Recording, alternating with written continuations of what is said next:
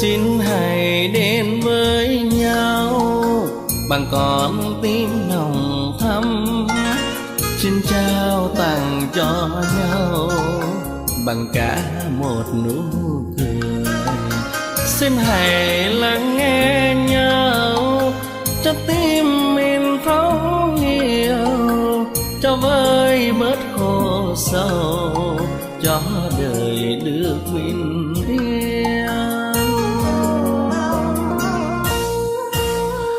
Hãy yêu thương nhau cho lòng luôn mở rộng, cho đôi bàn tay ôm lấy cả cuộc đời.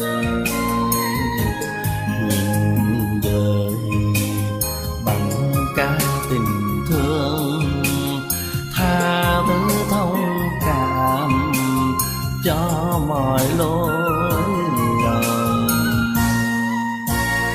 Rồi kể từ đây cho đến ngàn đời, nguồn nước ngọt trong vẫn khơi dòng tuôn chảy.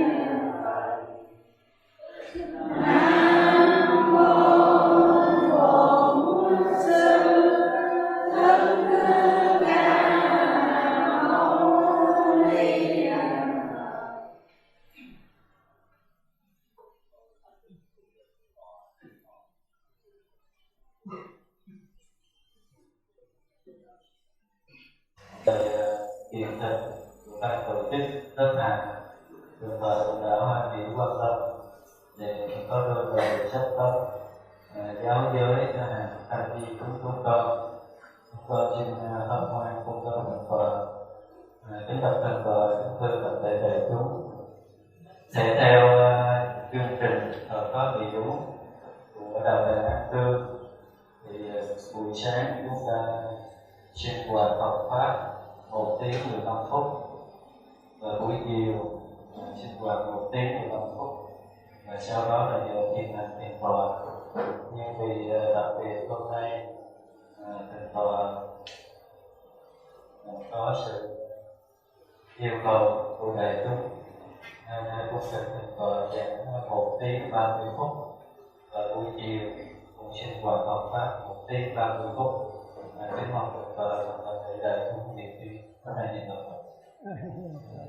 Giờ này chúng con sẽ thực hiện bên có tới 3 bài, có chỗ tới 4-5 bài thì chúng ta đọc lại, chúng ta thấy có chỗ trùng nhau và có chỗ lại khác nhau, nó thêm bớt đâu đó. Rồi chúng ta theo coi cái lịch sử thì hồi lúc mà Phật tịch diệt không có một cái chữ, không có một chữ viết. Rồi sau là 3 lần viết tập thì bắt đầu Phật giáo phân bộ phái.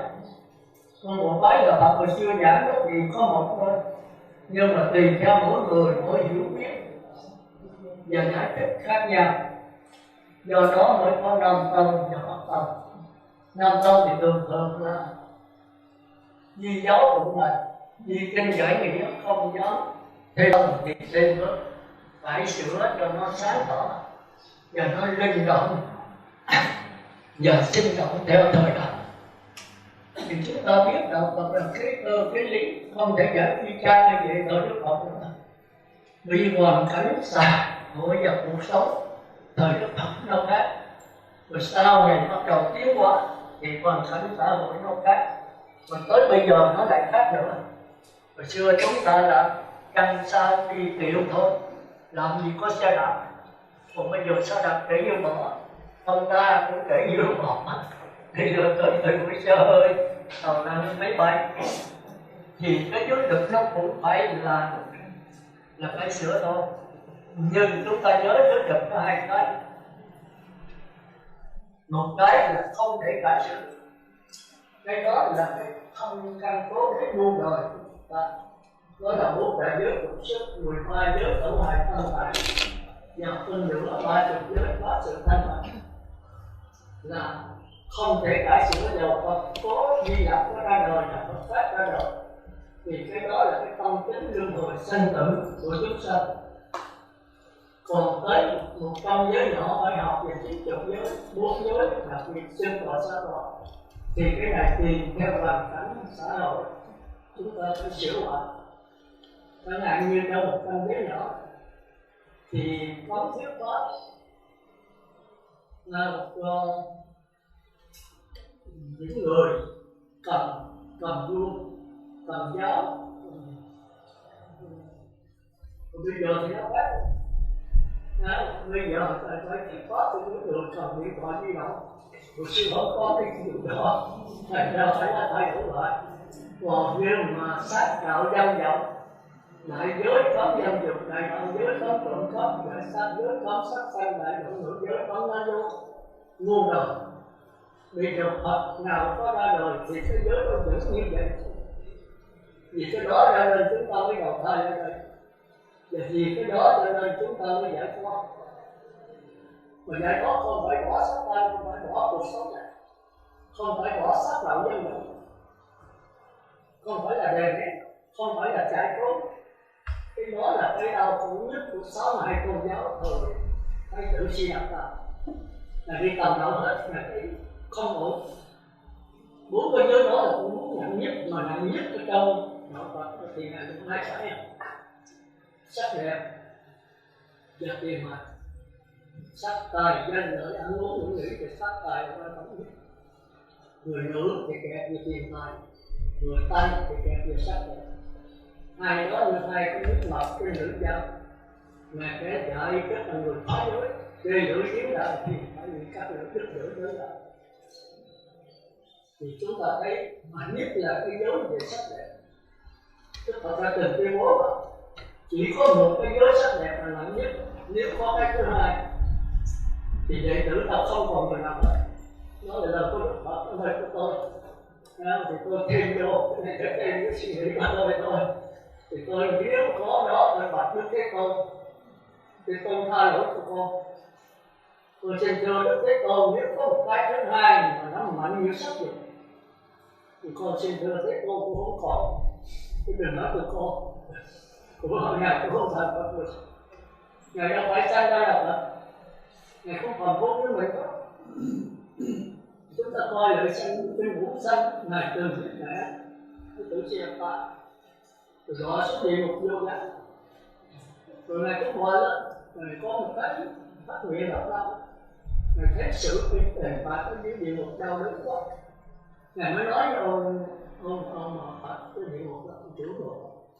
Thì cho tôi chịu hết những cái đau khổ của chúng ta là cho họ chịu thoát đó thì mình tôi chịu hết. Thì ông này nói trợn mắt nói ông chịu nổi, ông nổi tiền bạc của ông mà còn đau đớn. Tôi đau đớn thì đau đớn rồi, nhưng mà tôi không đã thấy được khác đau đớn, tôi xin chịu hết. Thì cuối cùng ông nó hỏi 3 lần, Ngài phát nguyện 3 lần, tôi chịu hết tất cả những cái đau đớn trong 8 tình được một ngày lẫn mà cho mọi chúng sanh nó đều sanh ra khỏi tội. Tôi có phát nguyện nó là tất phải sanh ra khỏi tội. Thành ra chúng ta thấy là cái đạo Phật chú trọng vì cái thí nghiệm thành khẩu không ăn thua gì hết. Thành khẩu chưa có tội lỗi gì, mà tội lỗi là có ý xe dậu. Do đó mới đại thừa chú trọng về ý nghiệm. Thành khẩu là không ra. Thành ra chúng ta thấy có 3 cái nghiệp: thân nghiệp, khẩu nghiệp và ý nghiệp. Được có 3 cái vô minh, cái si mê. Một là tham, hai là sân, ba là si. Thì chúng ta thấy cái căn bản của tiểu thừa đại thừa khác nhau chỗ đó. Tiểu thừa lấy cái tham, cái sân là gốc, đại thừa lấy cái si mê là gốc. Tham thì có tham dục, tham sắc, tham vô sắc. Mà quý vị còn chưa phân biệt được tham dục, tham sắc, tham vô sắc nó khác nhau làm sao?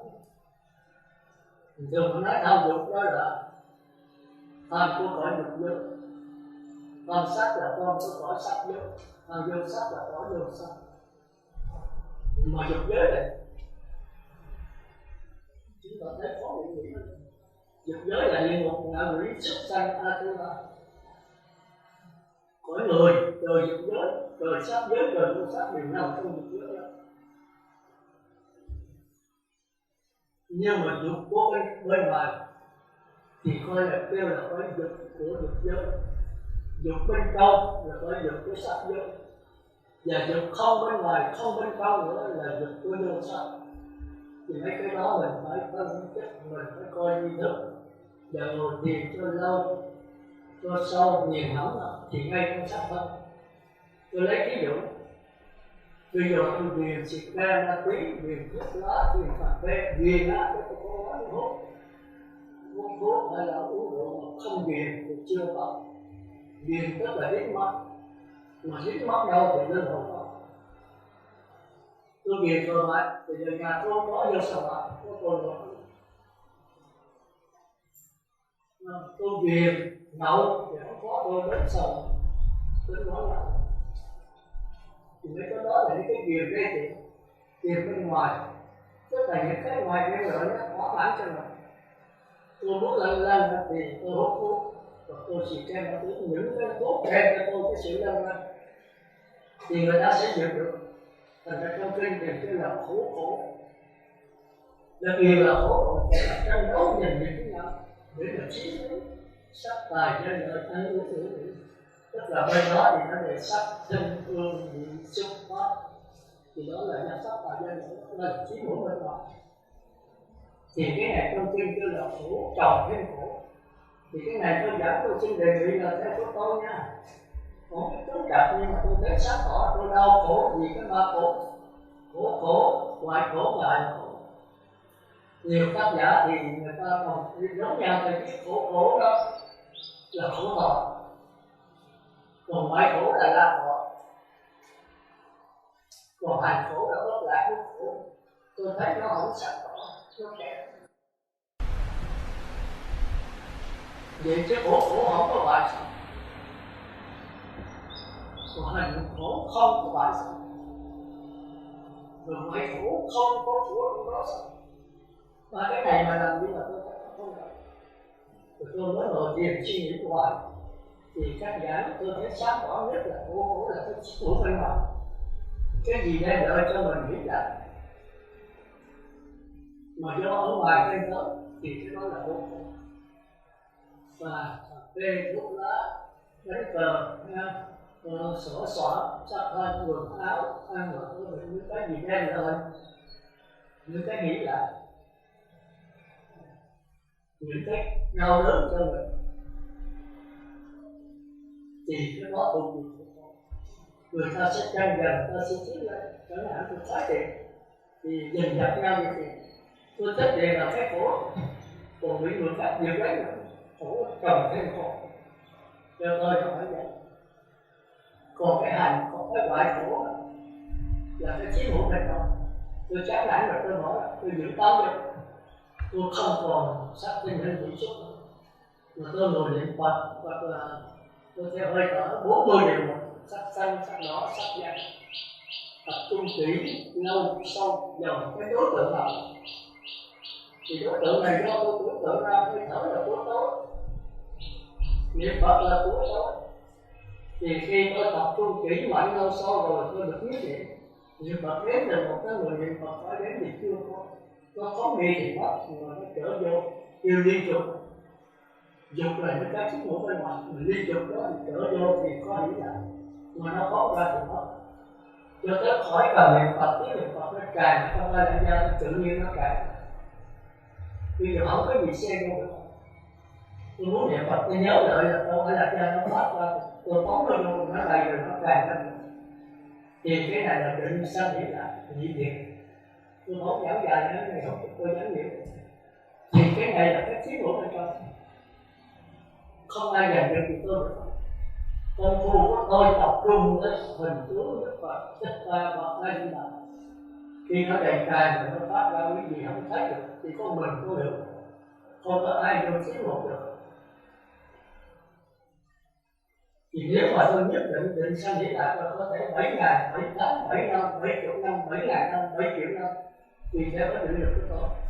Tôi không ăn uống gì đâu, tôi không còn ăn uống như quý vị bên ngoài, ăn cơm, ăn bánh mì, ăn hủ tiếu hay là ăn tàu hủ gì kia không. Tôi chỉ ăn với cảm giác Hỷ Lạc. Định sanh Hỷ Lạc bắt đầu thì hỷ, sau này qua tới lạc. Hỷ là còn thân an, tâm hỷ. Tôi liên tục lúc đó mất thân thì thân là tâm lại, thân với tâm biết gì. Cái lạc thọ nó càng hết cả cái xác thân. Bây giờ tôi không sống với cái thân bên ngoài nữa, cái này tôi rất rất là không phải là cái xác tay này đâu, mà các dây thần kinh của thật. Chúng ta có 2 thân, chúng ta 3 thân. Thì cái thân bên ngoài quý vị thấy rồi, mắt, tai, mũi, lưỡi, thân, nó trời khoảng. Thì tôi muốn cho quý vị cho thật rằng thì quý vị mới bắt bỏ nhập luôn. Thì thân bất tịnh mà quý vị không biết cái thân nào. Thì tưởng đâu thân bất tịnh là không có cảm giác, không có cảm giác Hỷ Lạc, không có tư tưởng, vẫn có tư tưởng. Tôi được xưa tôi làm cái đó. Tôi niệm thân là không có cảm giác, niệm thọ mới có, thật là nó sai. 4 đường ác đều có cảm giác. Địa ngục, ngạ quỷ, súc sanh, Atula, địa ngục thì chưa có. Ngạ quỷ thì có cảm giác rồi, súc sanh là có tư tưởng luôn, nhưng mà không thể kêu là có. Cái đó kêu là cảm giác tư tưởng của xác thân, của xác quỷ. Xác thân khác, còn xác quỷ khác. Chúng ta nên nhớ tư tưởng nó hơn rồi. Xác trần, xác pháp, xác quỷ. Nhớ không? Tôi giảng lại thì có kẹt, mất thì vô quậy. Thì sắc trần nó tức là đối tượng của con mắt. Cỏ cây người ta nhà cửa. Còn sắc pháp gồm có mắt, tai, mũi, lưỡi, tâm, óc. Theo tiểu tượng, theo di thực pháp. Và sắc trên hương vị xuất pháp 12 pháp. Di thực thì có 11 pháp. Không có kể cái óc. Cái óc là của 4 đường ác. Còn qua 4 đường thiện thì dùng dây thần kinh rất là mạnh ra là ý cảnh. Tôi có giải rồi, theo quý vị, tôi nói quý vị đã ăn nằm với nó. Cái đồ này tôi giải là tôi giải thích lợi thì bây giờ không có. Mà không giải thích thì quý vị không hiểu. Bây giờ quý vị khỏe, có địa, có này kia đủ đó, thì về nghe. Mà tôi giảng đó quý vị mới nghe 10 mấy 20 lần. Vì cái đối trình bày của nó khác. Nó trình bày giống như trong mấy ngạo giả được. Mà tôi trình bày theo cái tôi nắm cái đó tôi trình bày với nó. Tôi trình bày theo cái ý nghĩa là quan trọng nhất tôi chọn được cái đó. Còn thân khẩu và tôi chỉ trình bày sơ.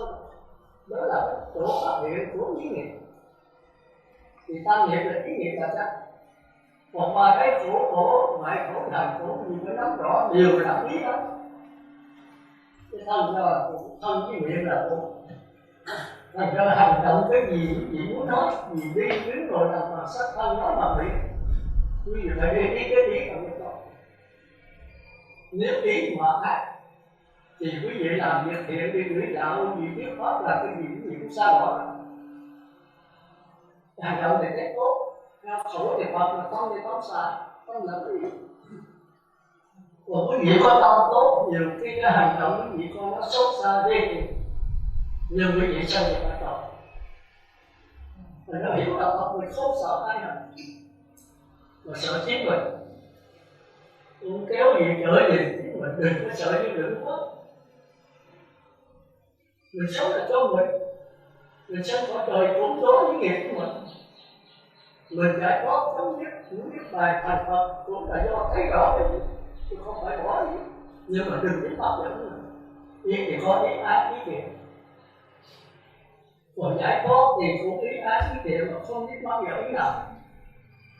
Thì chừng đó không còn chúng ta, không còn mọi người, tất cả mọi người được phát hiện từ cái chân tâm rộng rãi. Cái đó tôi nhắc lại, tôi nói đủ cách. Nhưng mà rồi tôi, cái nhất trí của tôi thì cũng là 4 đường ác, tiến ra 4 đường thiện. thì có hữu sư, có pháp môn, có từ từ, có lai cắn. Còn đi tới giải thoát qua nhập lưu rồi là không có pháp môn, không có từ từ, không có lai cắn, không ai dạy ai được. Là chân lý không ai dạy ai. Mỗi người phải có một sự thao thức, một sự phát quản. Tôi không được rồi tiếp được, tôi phải là phải tha thiết luôn, và phải căng trở. Thì có đó mỗi người phải làm đấy, và phải đặt nghi, luôn luôn phải nghi. Nó chừng nào nó sáng tỏ hoàn toàn thì xuống nó sẽ thành ra cái thiền tông của nó Phật. Truyền người ta giúp cái sau bộ Đạt Ma nó mất rồi mà Đạt Ma mới lấy lại. Thì tới thời bữa nay vì sao mất nữa? Vì cái đạo Phật nó khó, thì thời này nó cũng mất. Là số mình vị tiến sĩ là chuyên giảng cái đá người trời không. Giảng tới niệm xứ thân bất tịnh là người trời. Thân bất tịnh, thọ thì khổ, đau vô thường, pháp vô ngã, cái này không phải trong đạo đâu. Mà nếu không qua cái này là không qua đạo. Niệm thân như thân, niệm thọ như thọ, niệm tâm như tâm, niệm pháp như pháp, thì mới qua. Bây giờ chúng ta trở lại thành ra ba cái chiến lược khổ, ngoại khổ và hành khổ nó khác nhau rất xa. Khi tôi tập trung kỹ mãi lâu sau vào cái đối tượng mà tôi đang đưa ra thì không ai biết. Tôi ở vị thiền tam thiền trước tiên, chỉ có người đọc trước thiền mới biết người tam thiền và Phật thánh. Còn người ngang với mình dưới mình là không hiểu. Thì cái hỷ lạc tôi tự uống nước tự ai mới biết không. Thì nếu tôi tập trung càng kỹ chừng nào thì cái tuổi thọ cái nhập định tôi càng lâu, có thể hàng ngàn hàng tỷ năm. Thì tôi không ăn uống bên ngoài, tôi không có tiêu tiểu gì. Thì đây là cõi trời sạch nữa. Ở đây không có nam trang, nữ trang, không có người nữ, không có người nam, toàn là trường phu không. Sơ thiền, nhị thiền, tam thiền, tứ thiền. Thì nó rất là sướng. Nhưng mà đạo Phật thường nó có tấn là vô thường, vô ngã và khổ đạo. Bất cứ hiện tượng giới đạo cũng vậy, đều nằm trong vô thường. Và vô ngã, vô thường là cái gì hả? Vô ngã là cái gì hả? Cái này tôi giải nhiều lần, thì tôi lặp lại thôi, tôi không giải kỹ nữa, không có gì đâu. Vô thường là cái nhận thức của mình. Ngồi đây quý vị nghĩ thử không? Nếu quý vị chưa có định được, như chị học qua, chuyện 1-2 năm về trước, rồi chuyện ngay bây giờ, rồi chuyện ngày mai mốt trong tương lai, nghĩa là có quá khứ, có hiện tại, có hiện tại, thì cái tâm nó phúc dữ, kêu là tâm duyên quý mạng. Thành cái vô thường là có mọi rồi, tức là chỉ cái nhận thức của mình, cái hiểu biết của mình, nó không bao giờ dừng, mà hãy không dừng thì khổ đau. Rồi đối tượng của nó thì đối tượng của nó là những cái nó thấy được, tức là nhà cửa ánh sáng với con mắt thôi. Thì tôi thấy đây là cái miệng, con đây là cái bình thủy. Thì cái biết tôi của bình thủy có biết này là vô tượng. Còn cái bình thủy là đối tượng nhân vật. Thì vô ngã tức là nó có tướng rõ rồi. Còn cái hiểu biết người của tôi thì nó cái tướng nó mờ hơn. Thành ra nó mới thấy được cái thô pháp. Nhưng mà cái bình thủy và cái nhận thức tôi đều là rất biết, tức là phát hiện từ ai đến ra.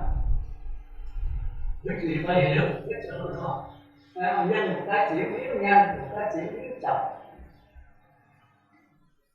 Mà chuyển biến nhanh thì nằm trong vô thường, tức là nhận thức. Chuyển biến chậm thì nằm trong vô ngã, tức là mười phương. Cái này có không gian. Không gian đó là sao nói được, cái này nó ở đâu cũng bắc cũng tây, trong bắc tây nam và thượng hạ mình tự nghĩa được. Có thể sờ nó có thể nắm được. Còn cái nhận thức tư tưởng con mà biết thì tôi mình nghĩ này cũng có tướng nha. Nhưng mà đối với sự thấy được nó, đối với những nắm được nó. Nhưng mà ai khỏi trời sao có thiên nhãn ta thấy được. Còn mấy gì Phật hay Thánh Nhân thì giữ dĩ nhiên nó có cái tướng là cái tướng rất nhi tế. Thì cái nhận thức tôi và cái bình thủy là điều phát hiện được ở đây ra thì đạo Phật kêu là chất biến, còn khoa học bây giờ kêu là năng lực này.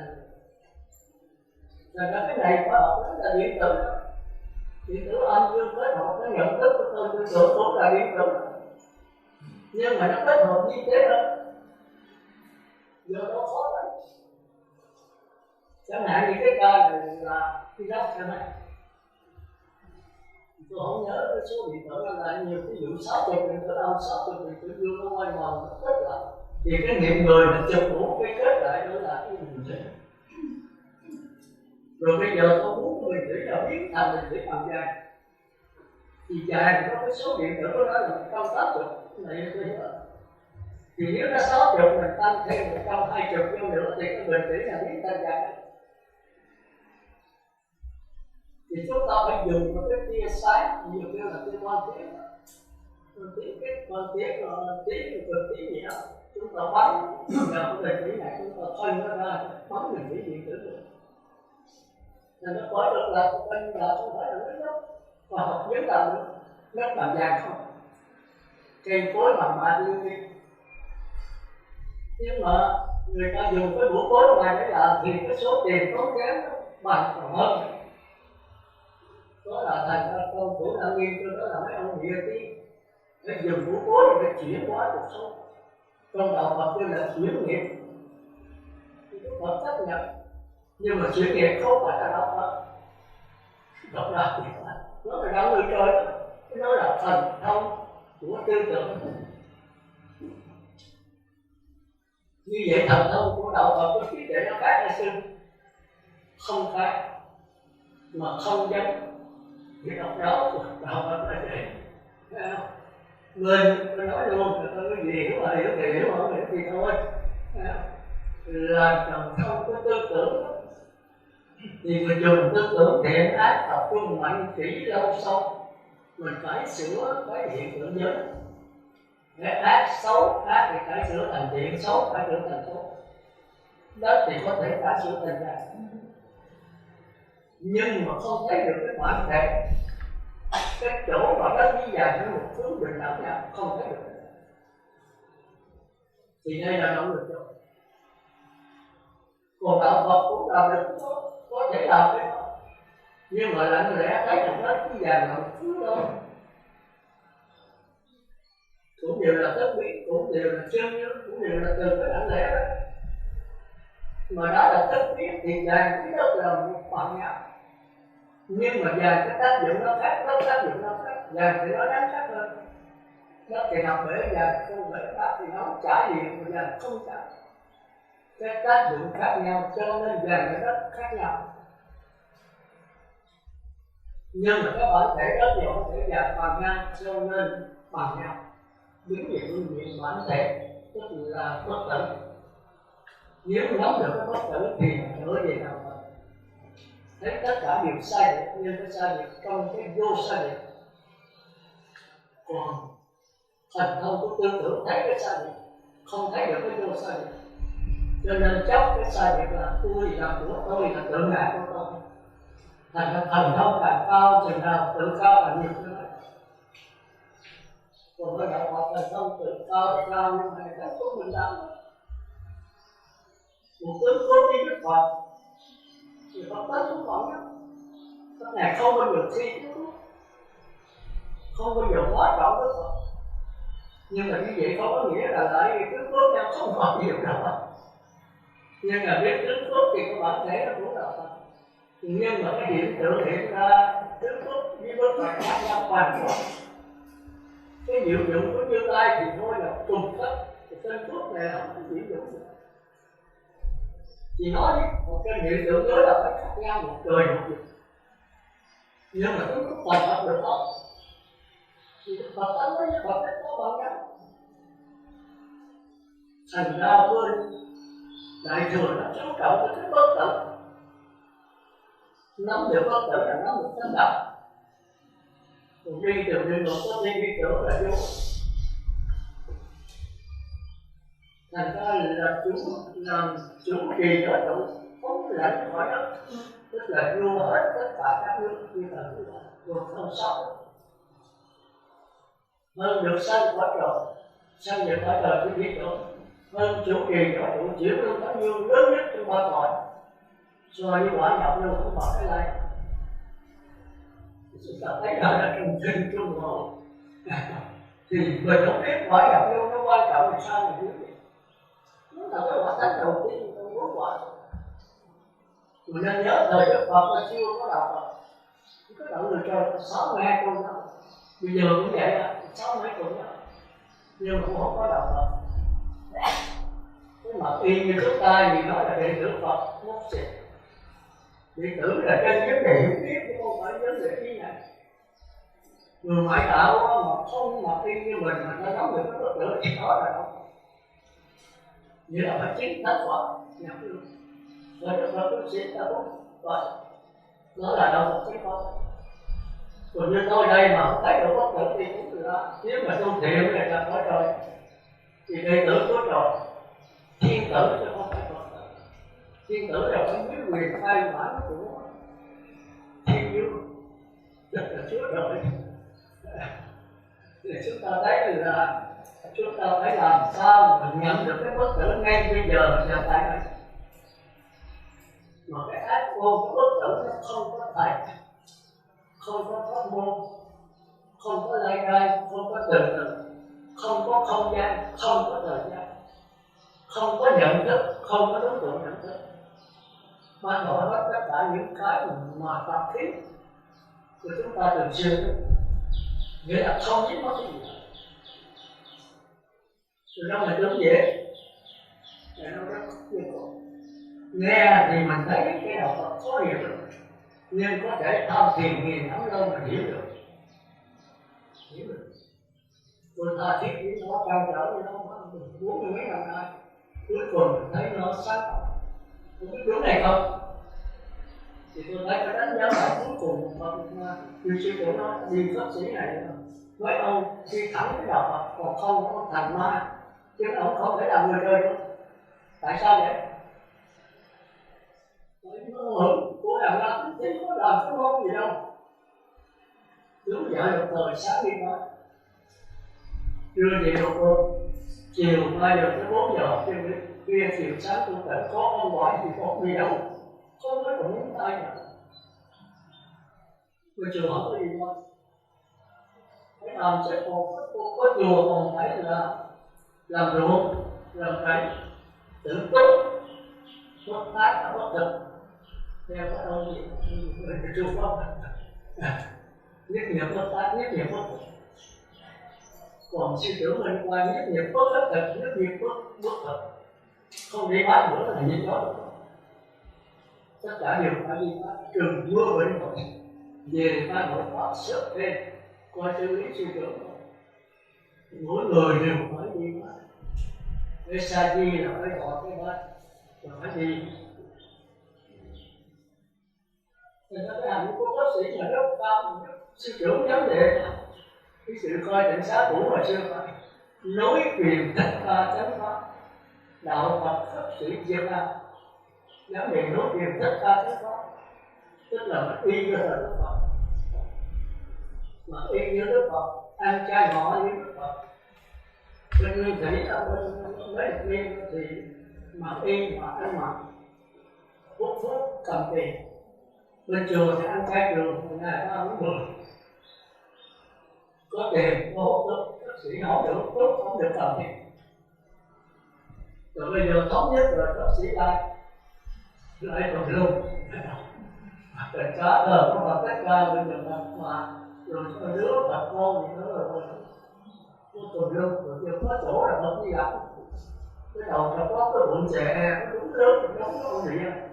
Tôi không có việc không bị đất nhau không đi làm rồi sao.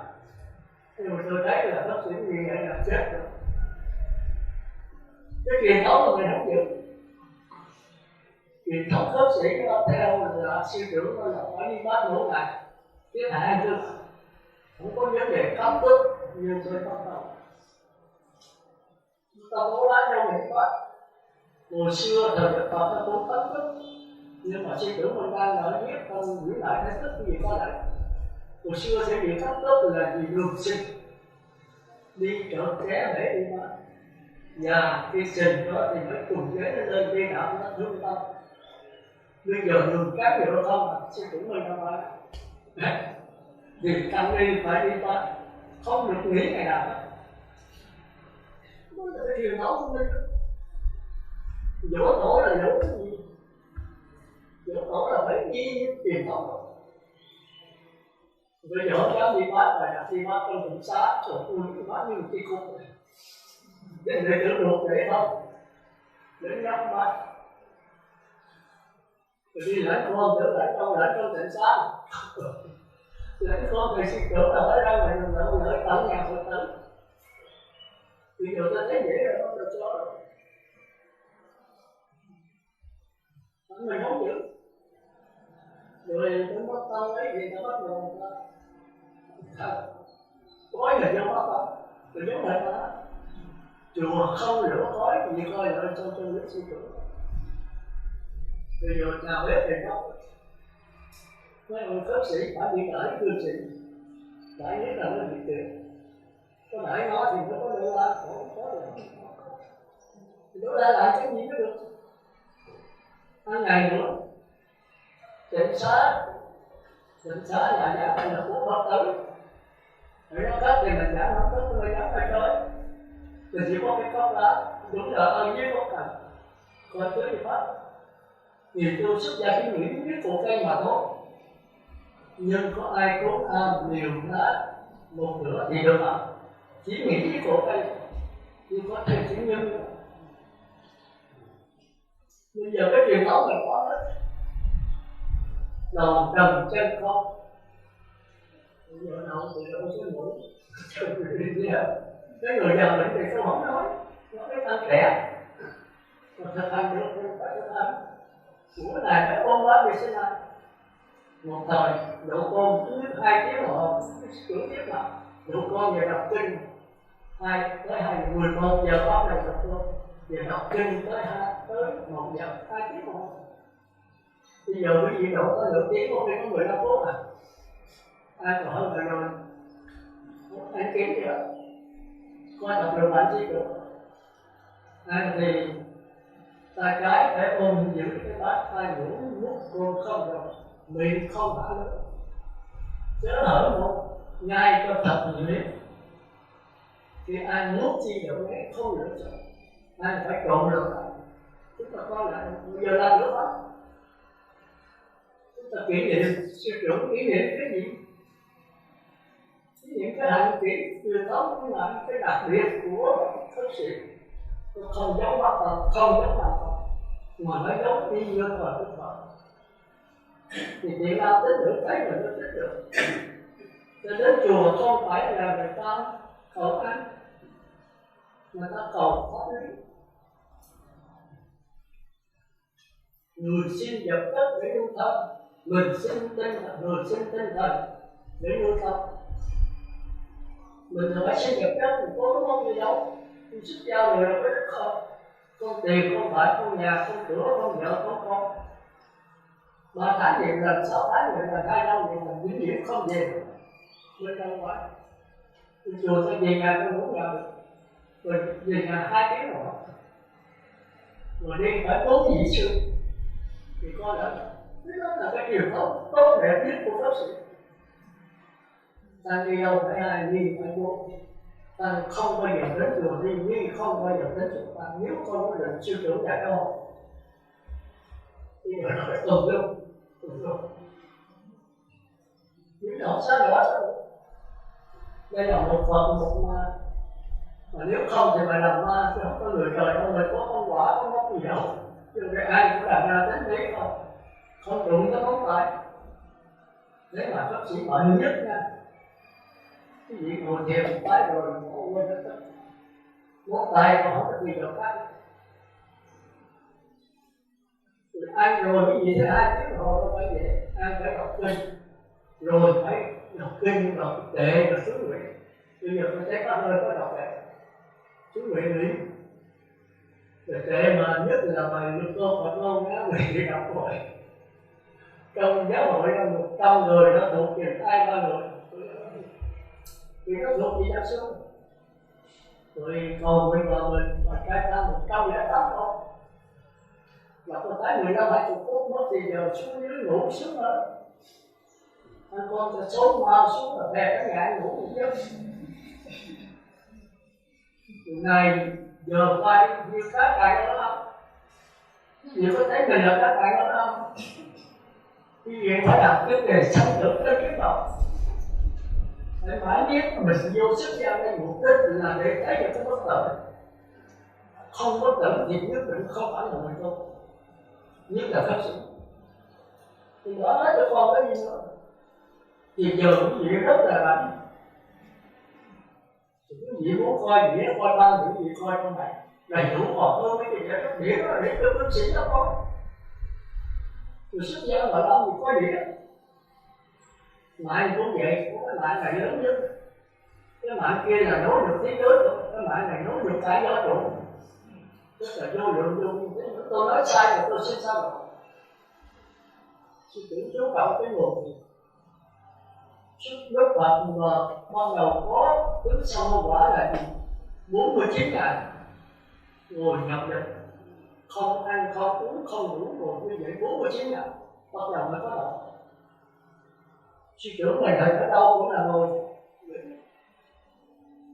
Rồi chú dạy một thời là 6 thời mà cái ngồi thì phải đến 3 thời hơn nữa. Mà muốn có định đó thì cái gì phải nghĩ chứ. Còn như trước làm sao ngồi thiền được. Mà muốn có trí tuệ mà cái tâm không định làm sao có trí tuệ. Nhưng mà cái tâm định mà đè nén tập trung kỹ mà làm sao nói được trí tuệ người trời.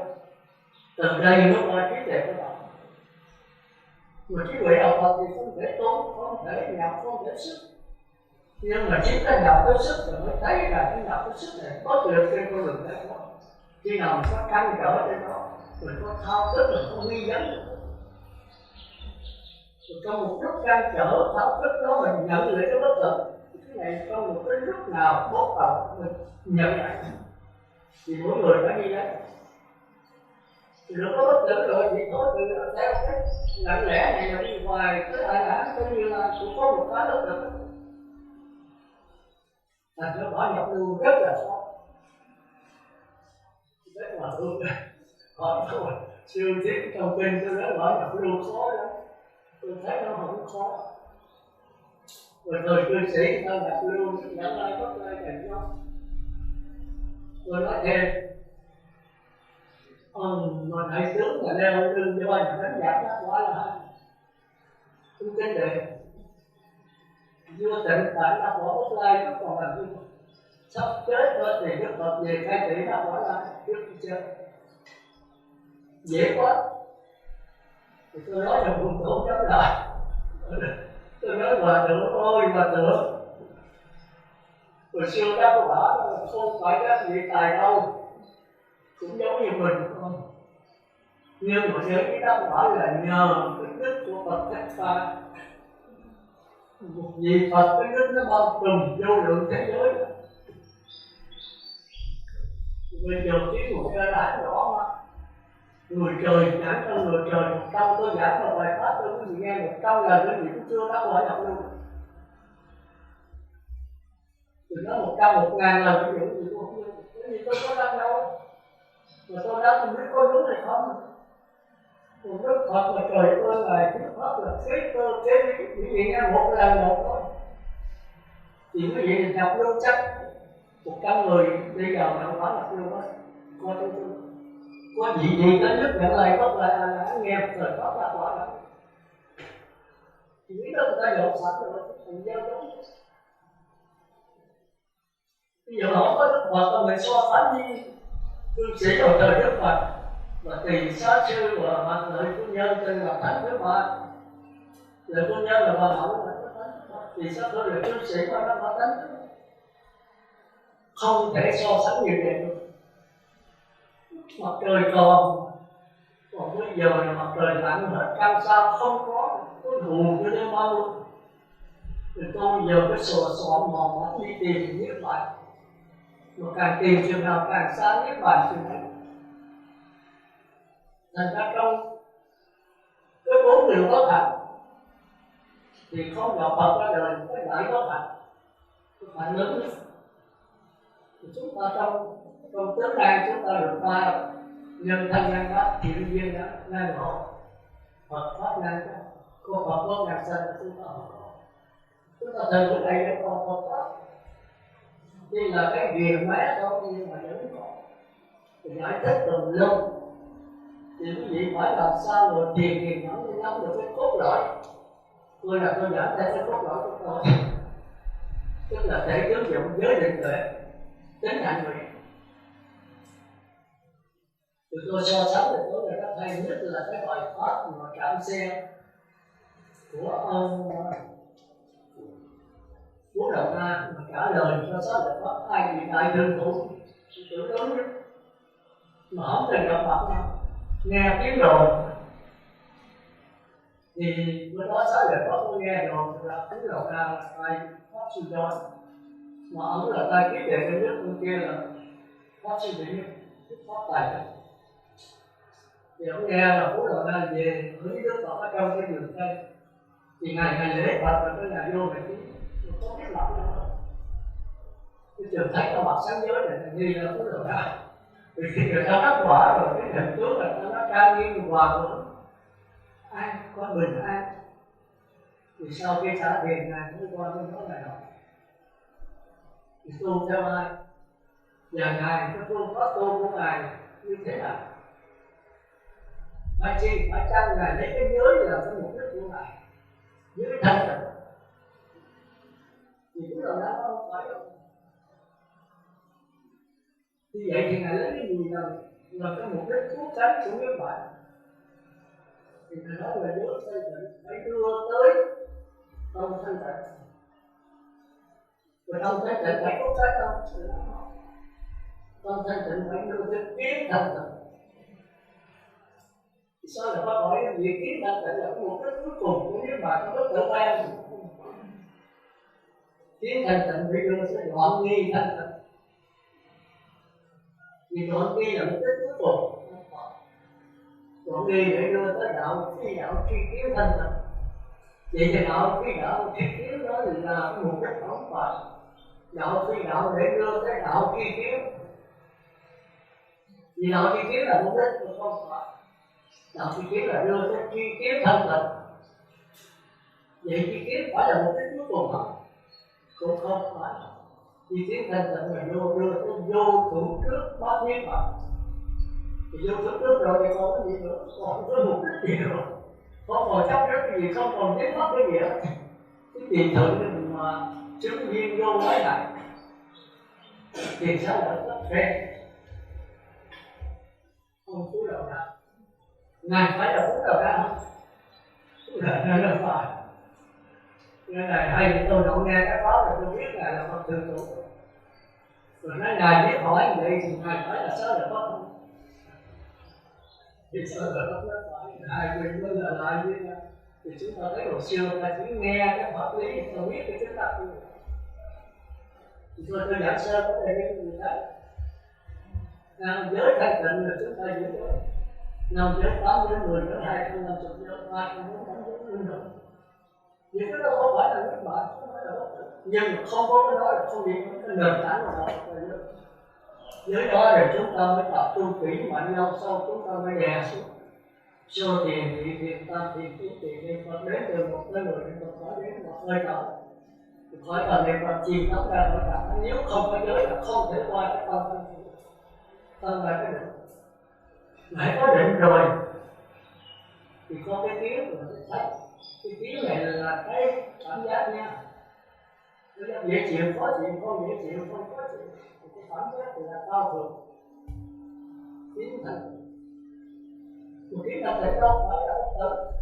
Nhưng mà nhờ cái tiếng thanh tịnh này có một sự khắc khoải, một sự căng trở. Đây là khó khăn nhất đâu. Con người bắt đầu là sơ thiền, nhị thiền, nói trời. Sơ thiền, nhị thiền, tam thiền, tứ thiền, tứ không. Thì từ sơ thiền hay sắc giới này đó, người trời thì khó qua, cái bất tử khó qua là luôn. Từ sơ thiền nhất là nhị thiền dễ nhất. Còn tam thiền, tứ thiền còn dễ hơn nữa, nhưng mà tự cao. Nhất là tứ không. Không mà qua lá cái nọ. nhưng mà không qua đâu. Vì sao? Vì nó tương tự như là một thất nhập, nhớ là ngũ âm ma. Thành ra Đức Phật thường khuyên là nhị thiện. Trong Thủ Lăng Nghiêm thường nói đó là cái thấy, cái nghe, cái hiểu. Cái này là nhị thiện. Ngoài việc nhận được mặt căn thứ hai, mà cái thấy chưa phải là tánh thấy, rồi nó bắt trở lại. Từ tới cái kiến thanh tịnh này là người ta ít nhất cũng phải sơ thiền nhị thiện, nhất là nhị thiện. Nó có tình, có tưởng, rồi cái tứ thiền là hoàn tưởng không. Sau này tôi sẽ giảng nó không, tôi có giảng rồi. Địa ngục cũng giảng vô giảng, địa ngục vô giảng là 10/10 tình không có được. Phút đây phút đó chưa có sự sống, chưa có cái gì thì chúng ta chiều là chúng ta trả bài rồi, sáng là tôi giảng rồi. Rồi tới địa ngục cũng giảng là mắt tay mũi mũi là có sự sống là chưa có cái gì.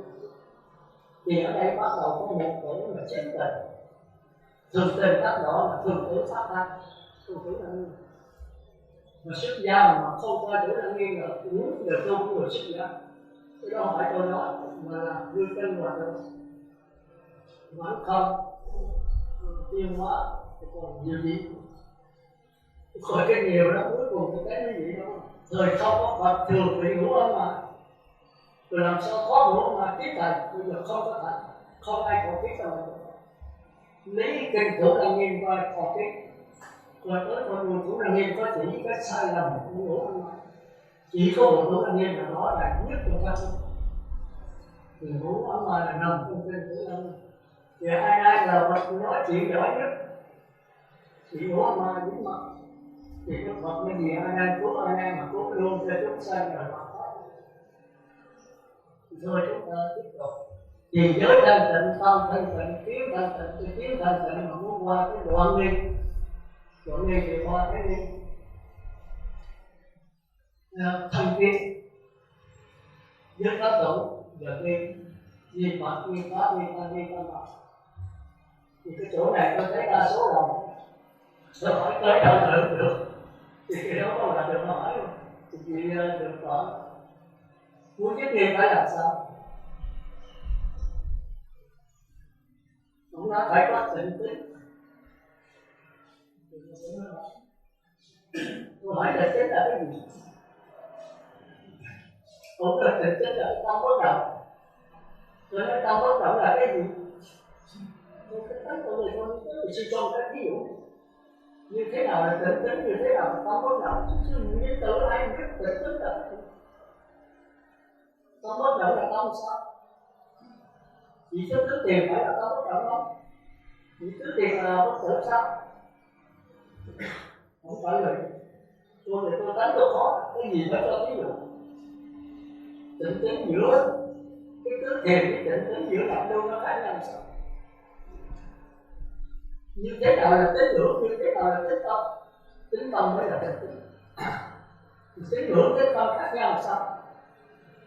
Thôi cái này, cái này tôi có giảng mấy kỳ trước, tôi sẽ giảng được 20 năm rồi. Thì cái gì tôi nói cái gì anh làm với tôi. Đừng có tôi lặp lại lời bài của nghiệp thôi.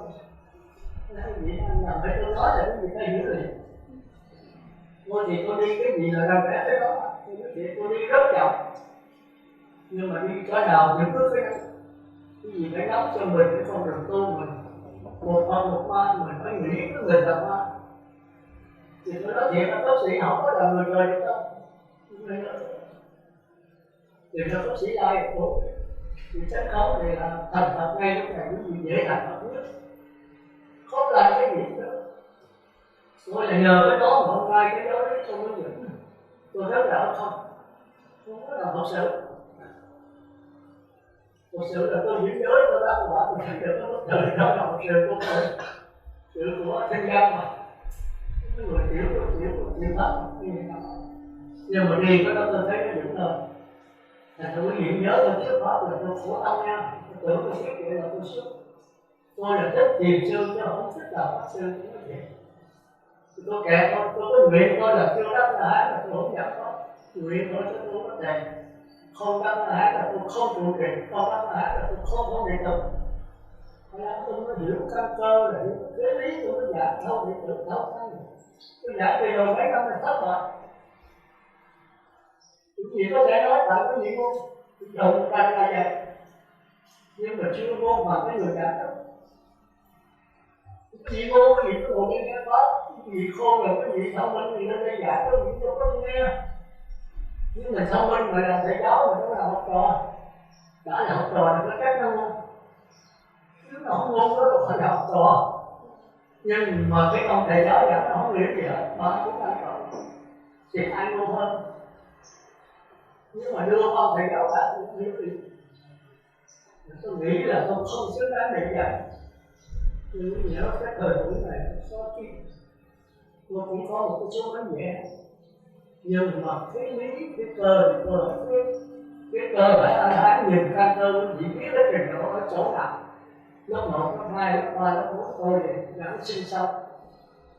Cái lý là cái đối giảng phải khát khao, chặt chẽ và phải có một cái việc là tương đối thiết gì đó. Tức là trình bày cách sáng tỏ giảng tùm lum biết cố là cho nó nắm được người người học sau khi nghe rồi nó nắm được nó có thể trình bày được. Thì tôi thất bại đó. Tôi biết có gì phải có một cái trả bài sáng tạo. Còn không ai dám cả. Sáng tạo là cái gì nắm cái ý của tôi. Rồi cái dụng lời gian của quý vị sắp xếp theo quý vị trả bài có khi nó gọn của tôi. Có khi nó đọc thành hơn nhưng mà ý không khác với tôi. 20 người đã đều nhắm đến với tôi rất lệch nhau. Nhưng mà cách trình bày, cách giải thích, cách cho ví dụ hoàn toàn khác nhau. Đó là đạo Phật, đó là sắc. Không được là phải theo bốn đó. Tôi đọc một câu trước nhưng mà đọc theo. Tôi đọc 100 chữ của ông bà đọc y chang 100 chữ. Đây là cái máy thông minh, không còn gì sáng tạo. Đây là cái đốt 400. Thì là tôi đi dạy sư phạm là tôi thấy cái này. Vì tôi nghĩ bên Mỹ về cái cách dạy 400. Thì bây giờ phải là 400. Những gì thích cả hết. Dễ lắm. Một lần, 3 lần không được thì 6 lần không được thì 9 lần. Những gì theo đó là không trả. Thì những gì trở thành cái máy thông minh. Từ từ là tiếp lên, tôi biết là tôi thất bại là tại tôi tưởng đâu cái gì tăng đi là tao không ngờ là trên tôi thực nó còn hơn đi. Nhưng mà nó nghe tôi là lần ba mấy năm nay rồi tôi về rồi thì không trách được. Tôi nghe tới nghe tôi mà ta biết nha, tôi phục tôi sĩ còn bệnh độ phải có gì nhiều. Ở nào chồng, nào con, nào cha, nào mẹ, rồi có đi học, rồi lo ăn mặc, nó bệnh cho nó. Rồi tan hôn, tan té, rồi tùm lum nó đủ nước đẹp lắm. Tại ăn từng bữa tốt mồ hôi, bây giờ thất nghiệp lá tràn. Vì đâu có nghề nghiệp gì, có gì sung sướng chẳng phải thôi. Ăn mặc nó bệnh thì tôi chỉ thôi. Thì tôi nghĩ đây ăn đi cái cao. Thì chưa trả bài tôi có hiểu nhau Phật có sáng tạo nên trọng được suy luận hơn. Tôi thấy thật sự là có trước mà trả được. Tôi giải một cái số 1, 6, 7 chục mà trả được 10 mấy ai được hơn một con ba. Đây được không được người đâu. Kêu là chạy về rồi, tôi lựa tôi thấy người giỏi rồi thôi, thì cũng chạy luôn. Thì thôi giờ chúng ta trở lại. Thì cái đoạn nghe thanh tịnh đó là nhập luôn. Thì tôi hỏi người này nhập luôn không rành, hỏi thanh kiến là thì có gì để hỏi là sư giả thanh kiến gì mà sư đến 15 năm sẽ là rừng đâu. Thì tôi thấy sư nghĩ thanh kiến là chủ đề không? Cái thanh kiến là sát thân này. Tôi nói chết thì vậy là chết. Cũng bỏ chủ trì, giá tôi cũng nói là chết. Thanh kiến là nguyên cái tiết trình của người ngày xưa. Sắc họ tưởng hành thức. Tôi xin cho tôi biết giữa sắc tưởng họ tưởng tưởng tưởng khác nhau sao? Thôi, sư cứ chi đi chia có ai biết được. Cùng luôn. Tôi đầu này. Thành ra muốn hiểu được thanh kiến đó. Bất tử rồi khi nắm được nó rồi chiếu kiến về sắc tưởng thôi cũng chưa được tới được. Còn tưởng phải nhất dẫn lai và bất lai. Còn tưởng thầy tưởng sắc tưởng là phải ai. Rồi nhập qua, nhớ lòng phải thấy được bất tận. Thì mới bắt quả nhập lưu mới chiếu được cái sắc tưởng. Còn nhớ bất tử này tôi vị dẫn dắt pháp thủ là người ta phương tiện, người ta đi dép mình không đi là phạm giới cấm tụ, người ta giữ tiền mình không giữ là phạm giới cấm tụ, người ta ăn chiều mình không ăn là phạm giới cấm tụ, người ta có những bệnh di động mình không có là phạm giới cấm tụ. Pháp sư tôi không nghe nhưng mà tôi nghe một cái học lại thôi, thì tôi ở trong xã hội có nghĩ không có gì nữa, tôi tự nghe nó sao sư giảng pháp, thì pháp sư nói là giảng pháp, còn pháp sư đó giảng còn mất, không biết quý vị tự lựa chọn đấy. Còn giới tác tử của tôi đó thì nó khác, là những giới trong sạch, cái tâm định, cái chất trong sạch, mà trong sáng thì con người thông minh sáng suốt, nên được sung sướng thanh nhàn an lạc của cõi đời. Con người rất là khôn giàu có, thông minh sáng giỏi giỏi, quỷ lòng hay của chất giỏi, thì tất nhiên là vũ trụ nhập rất nhiều, đầy đủ tiện nghi hết. Nhất là nó phát triển, nhưng mà chưa học bài thì sao? Chìm đắm trong cái hưởng thụ. Cái này là cái điều kiện có và đủ để qua nhập vô. Nếu con người không thông minh, không nhập sơ tiền pháp thì làm sao qua nhập vô được? Mà nhập vô đó thì nếu không qua nhập vô, con người này thông minh sáng suốt, cái lợi sáng tạo linh động và sinh hoạt, nhưng mà không thấy có bất tử. Thì con người này thông minh sẽ gì có đời cuối có đầy nhau, ngồi hưởng thụ chìm đắm trong nhập đó. Thì người ta nên cũng vậy, mà tôi sẽ giới cao cộng chắc cái giới được nhờ có giới anh mới thông minh sáng suốt, nhờ có giới sư cô tăng cư sĩ nam nữ mới được thông minh sáng suốt lên rồi, giải quyết vấn đề gì cũng sáng tỏ, đem lại hạnh phúc cho mình, hạnh phúc cho người khác, hạnh phúc của cõi trời, hạnh phúc không phải hạnh phúc của trời. Hạnh giới không tụ tôi tôi đi nghe rồi thì có phước hưởng phước, chứ phước là cái hoàn nạn để đi đến trí tuệ. Ai mà phước báo hoàng vua lương nhỏ nét, làm vua xây hơn mấy hai cánh chùa, độ hơn 3.000 năm, thế mà ta biết hưởng thụ, không chịu nhận Phật pháp và đời tự cao. Những người mà bởi đời là tự cao lắm nè, chúng ta đây được sáng suốt không nên giải quyết vấn đề các sáng tỏ, đây là tự cao. Nên thôi chúng ta trở lại, theo tôi có đợi gì mà nếu giảng nữa hết giờ thì giảng sơ thì cũng phải thấy được cái bất tử. Cái bất tử là nhất cần thiết nhất với bất tử. Thì thân lúc biết lúc nào hiểu tới lúc nào không. Cái nào mà cái Phật tánh xuất hiện lạnh lẽ rồi thì cần gì chứ được. Nhưng mà cái tương tự ác nó nổi lên rồi mà lạnh lẽ không được, thì phải dùng tư tưởng đều đè nó xuống.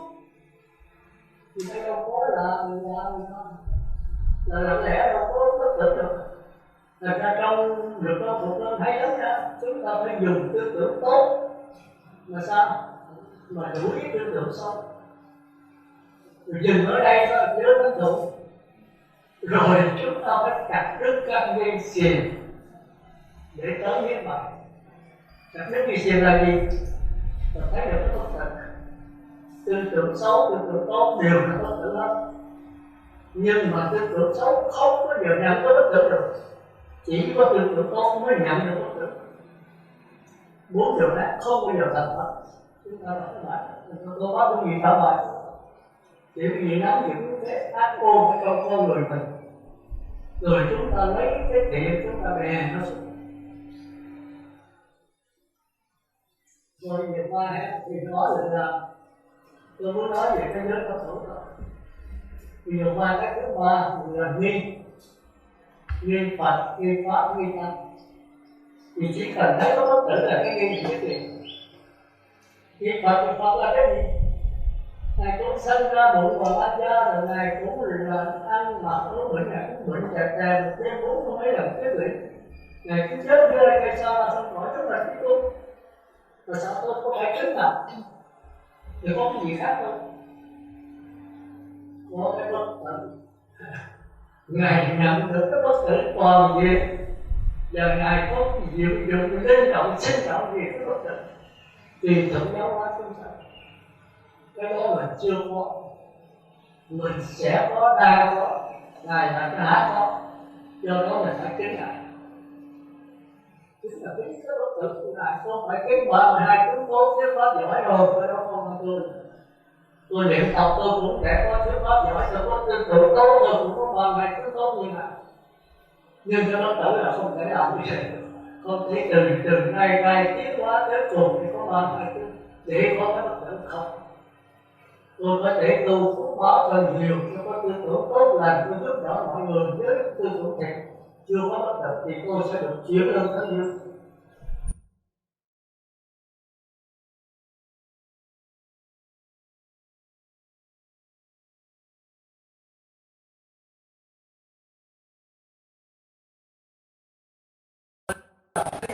Thấy được cái bất tử, pháp là gì? Pháp là bạch biết, rồi được ghi vào cái niệm. Bây giờ cũng có kinh điển ngoại đạo làm sao phân biệt?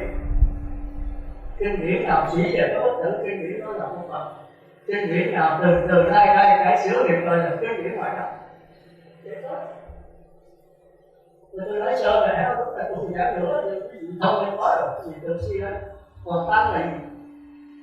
Tăng là tôi là người xuất gia, xưa đây là tăng. Đó là tăng sự.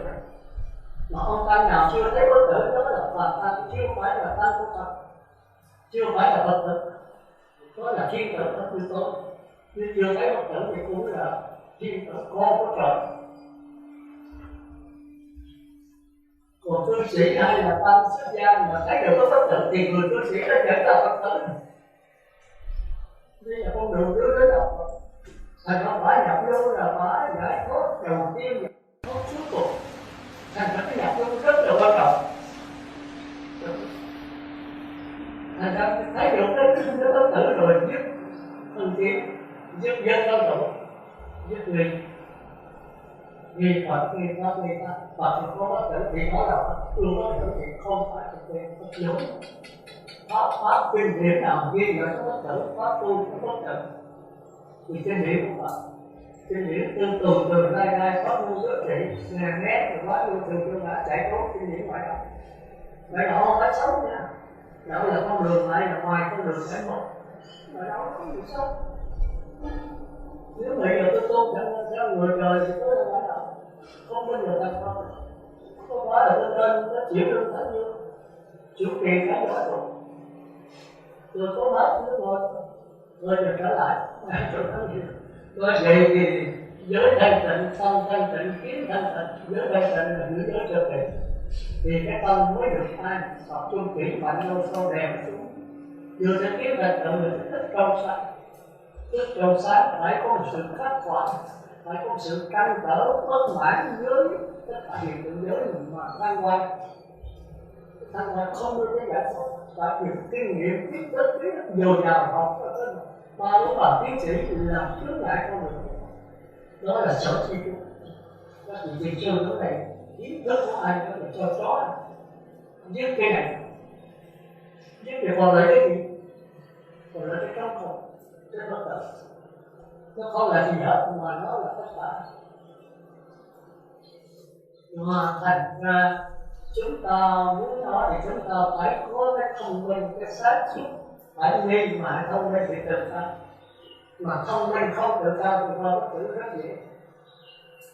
Đó là ý kiến của tôi nha. Chúng này không tổn việc. Tôi thấy sáng tỏ tôi đang đi con đường vậy.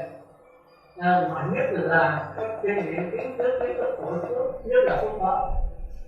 Thì cái này đó là ta, là của ta, là bất tử, là nhất chất là. Thành ra trong các pháp là gì? Sắc vững trường dễ, họ vững cũng dễ, tưởng vững hơi khó được. Cái hành vững tưởng là khó nhất. Nó đã là như thức của chúng ta. Người chứa tất cả kinh nghiệm, kiến thức, kỹ và tội phước nhiều đời nhiều kiếp. Con người càng thông minh, càng học hỏi, càng biết rộng tất cả thế giới, con người càng tự cao. Thì nó che mắt, cái nặng lẽ là không có gì hết. Thôi giờ chúng ta tiếp tục đi nói sơ tới áp cũng giảng dạy được thì giờ cũng có. Còn qua cái này chiều mình có bài. qua cái mẫu giáo.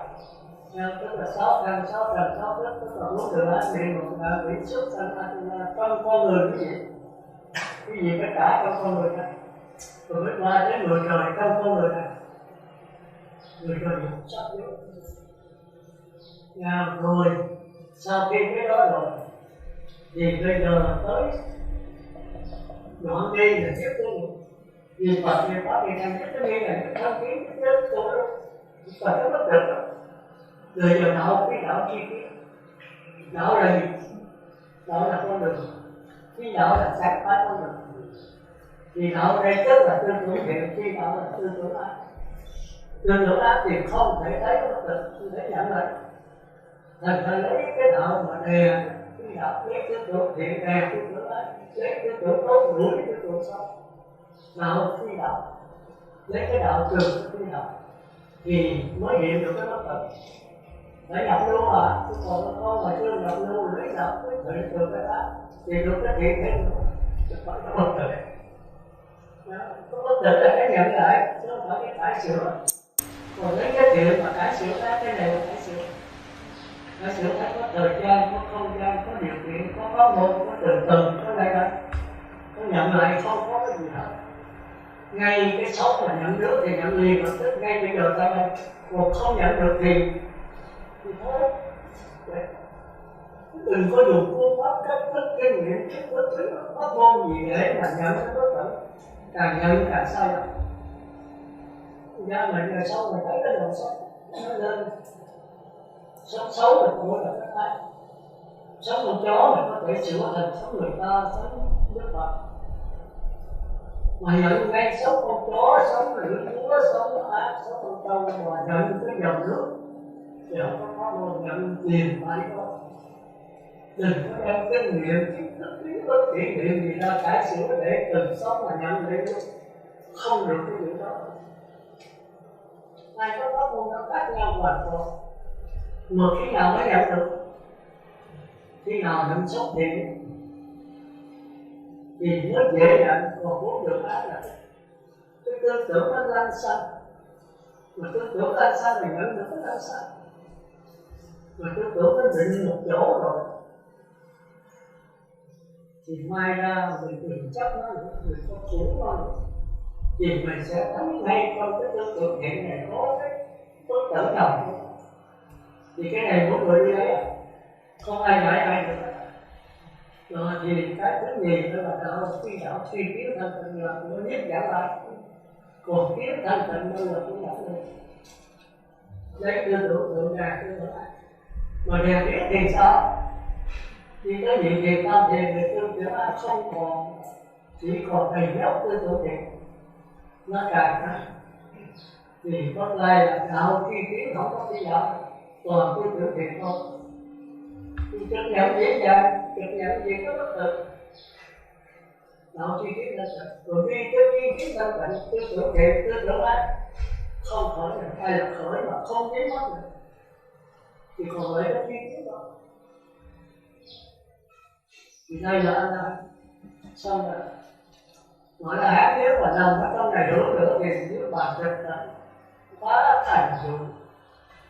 Trên phát qua cái cả phá cái này đưa cái bảo sở. Anh phải ra khỏi cái quá thành dụng này, anh đi giáo hóa xuống sân. Mà vẫn thấy là biết vậy. Thì thôi thì ta để mà ta làm đại khái nó là như vậy. Thì tôi thấy cái tư tưởng này nó có từ suốt đầu ra. Không phải là đại thừa. Từ sau đó mình đại thừa mới lấy cái dù của cái pháp biến bài xúc động về cái đó. Xúc động về anh là thì cũng giống đó. Rồi tiểu thừa phải đi trên giải nghĩa là sắp đi tới chi kiến thân phận này. Mà chi kiến là cái gì hả? Cái gì sao mà dễ dàng? Tôi mà làm cái gì là tôi phải hỏi cho tới mọi người. Chi kiến là gì thì phải cho ví dụ cho tôi. Ví dụ như thế nào là kiến, như thế nào là kiến. Thì sao mà tôi phải giảng cái đó? Tôi đã có giảng rồi, nó nói giảng rồi. 2 năm trước tôi có giảng rồi. Tại sao hiện một đạo nguyện của cái là gì? Cái gì là tư tưởng, là sự có nguyện, kiến là gì? Kiến là tình. là cảm giác chưa có miệng, chúng ta học không được. Sao lại có chi kiến người đời, có chi kiến của Phật? Mục đích Phật là xuất hiện ở đời là thay trị ngộ nhập Phật chi kiến. Vì chi kiến của Phật khác chi kiến của trời như thế nào, khác chi kiến của trời như thế nào. Chúng ta phải nghiền ngẫm và phải cho ví dụ. Ví dụ ngay trong sách thân, ngay trong cuộc sống của chúng ta. Khi nào chúng ta sống với cái chi kiến của người ta thì chúng ta đã học phải cả bài chúng ta. Khi nào chúng ta sống với chi kiến thành thành chi kiến của người trời. Nhiều khi nào chúng ta sống với chi kiến của sơ truyền địa tiền tam truyền. Khi nào chúng ta sống với chi kiến của tứ thiền và tứ không. Khi nào chúng ta sống với chi kiến là luôn rất là bất lạc. Có hai cái chi kiến tạo ra tam vô. Rồi giết chi kiến thì chúng ta lại trở lại hết mọi chi kiến. Có trong cái kiến là nhập đi có tưởng tượng thì ta mới không còn. Chứ tư kiến không có nghĩa là bỏ chi kiến, mà là thấy rõ. Thấy rõ có nghĩa là không nhắm mắt. Đức Phật cũng trở lại cõi đời thì cũng ăn mặc có bệnh mà. Mà là ai thì sợ trở lại nhập với bà luôn. Thành ra có nhiều vị A-la-hán mình thấy nghe cái Đức Phật chết, xin Đức Phật chết trước Đức Phật. Sợ Phật đi rồi làm sao đây? Căn chúng mình được còn Phật mà nó đã xào xáo rồi nữa rồi. Thì chúng ta thấy thời bây giờ phải vậy thì Đức Phật cũng vậy. Đức Phật còn phải thế là có một số chúng ta thấy được cùng tăng được cùng đi là còn Phật. Có vậy cùng lưng 6 ông tăng 6 ông đi. Có vậy có hội tai quá. Rồi về bài đặt ba nữa. Có vậy Đức Phật kéo cái 500 tăng đi theo. Còn Phật còn người Phật làm cái gì được? Thì giáo hóa là tùy nhiên với một Phật là làm hết tất cả. Không chịu không. Thì đó chúng ta phải hiểu đạo Phật là đạo duyên sinh. Duyên sinh là gì? Nó một cái nữa. Duyên sinh là cái kiến. Có mấy cái duyên sinh. Duyên sinh tức là Pháp. Pháp tức là duyên sinh. Pháp tức là tri kiến. Người duyên sinh chu kỳ và duyên sinh sát na. Sát na thì có ai biết. Duyên sinh chu kỳ là có quá khứ hiện tại gì đó. Có không gian, thời gian, có nhận thức và đối tượng nhận thức. Hai cái này phải tương ứng. Còn duyên sinh sát na thì không có nhận thức, không có đối tượng. Nghĩa là có vô số nhận thức và vô số đối tượng. Cái này là phải có. Thì trong các con của con thiên tai là chiêu ngôn đáng được sát na. Tức là tôi nói mà Đức Sơn đi gặp Hòa Lạc Thắng Hóa thì Đức Sơn đứng trên cái miền duyên sinh chu kỳ. Không phải sai, mà đó là đạo người trời. Còn mà lão đứng duyên sinh trên vấn đề sát na, không có quá khứ, không có hiện tại, không có vị lai. Mà cái hiện tại không phải là cái sai, mà là không giải thoát thôi. Mà hiện tại nào là sai? Hiện tại là không quá khứ, có vị lai, rồi hiện tại là không được ai.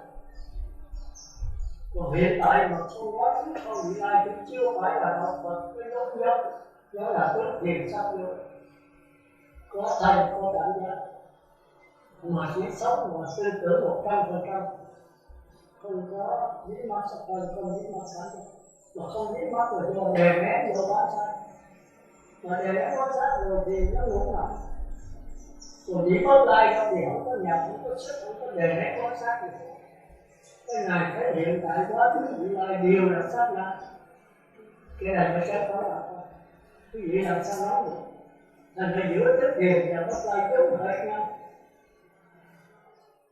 Lúc mà thức thiền nhập vào đó thì kêu là phải bất động.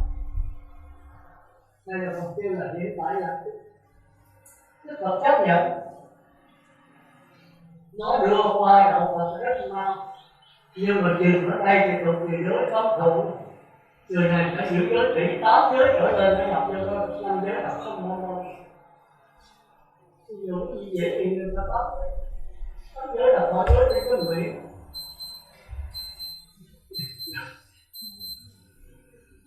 Ngài bây giờ đất ra đồng hồ tôi đâu, tôi nói người lên nói kể cho là tôi nhả lộ có gì đâu, tôi nãy tôi đừng có nhận theo.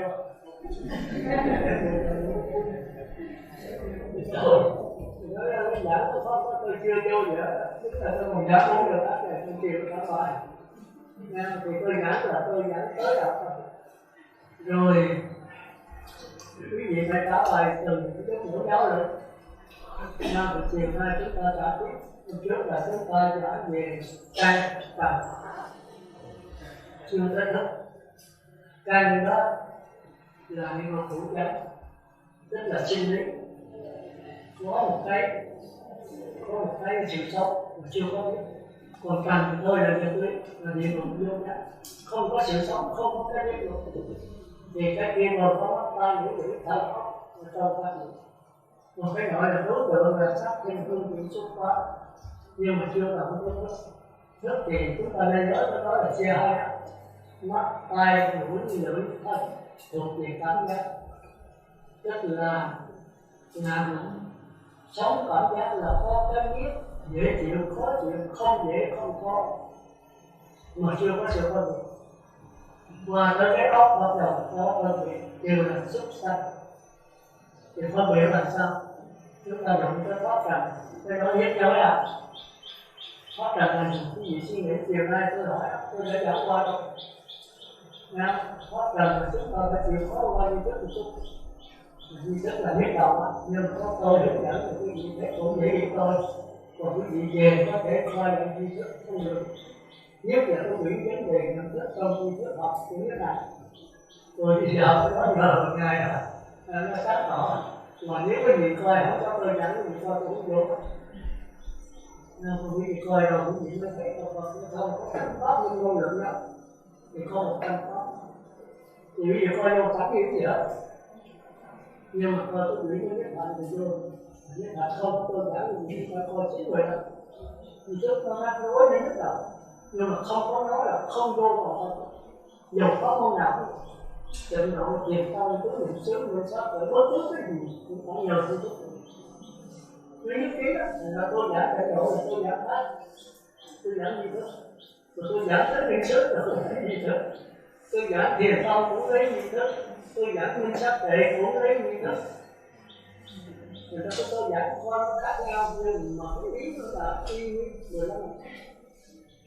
4 giờ 3, 4 giờ 4 giờ 8 mà tâm không. Những gì cố gắng, các bạn phải cũng sức lợi được thấy tôi giảm tới luôn nhiều nó mỗi lần một cách đi sâu tới bao giờ cũng bị đụng ai là hát thì nó thôi.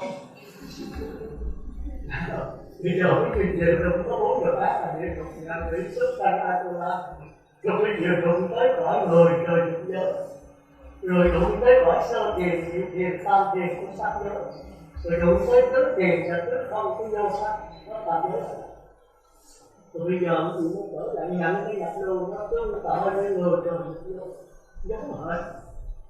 Không khéo là người trời nhận mà nhập luôn thì ngủ ăn ngon, ngủ cái được không?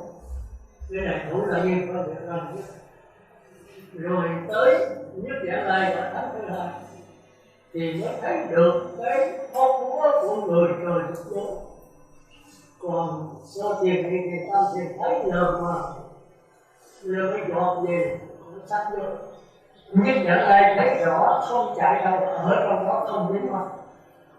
Rồi tới tức thiền trước không nó thấy sơ tiền thì thiền tâm thiền còn trước này là cái gai trong một cái này nó dọn lên tức thiền trước không.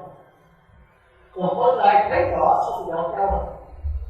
Thành ra tương tự như tức thiền trước không có gai còn xanh được nó tức thiền trước. Nhưng mà tức thiền trước không có gai không thiết kiến được. Phải qua ai lãng mới thấy rõ, là ai lãng mới biết ta biết.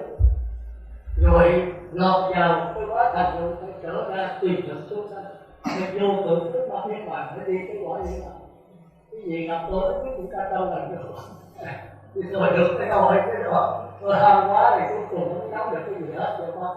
Giả thì giả tùm lum. Nhưng cái gì đi là phải bổ giáo. Chiều nay chúng ta bắt đầu đi vào 4 giờ khác. Công sắc hơn này. rồi bốn điều thiện cũng đó, mà Bồ Tát Như Lai cũng đó.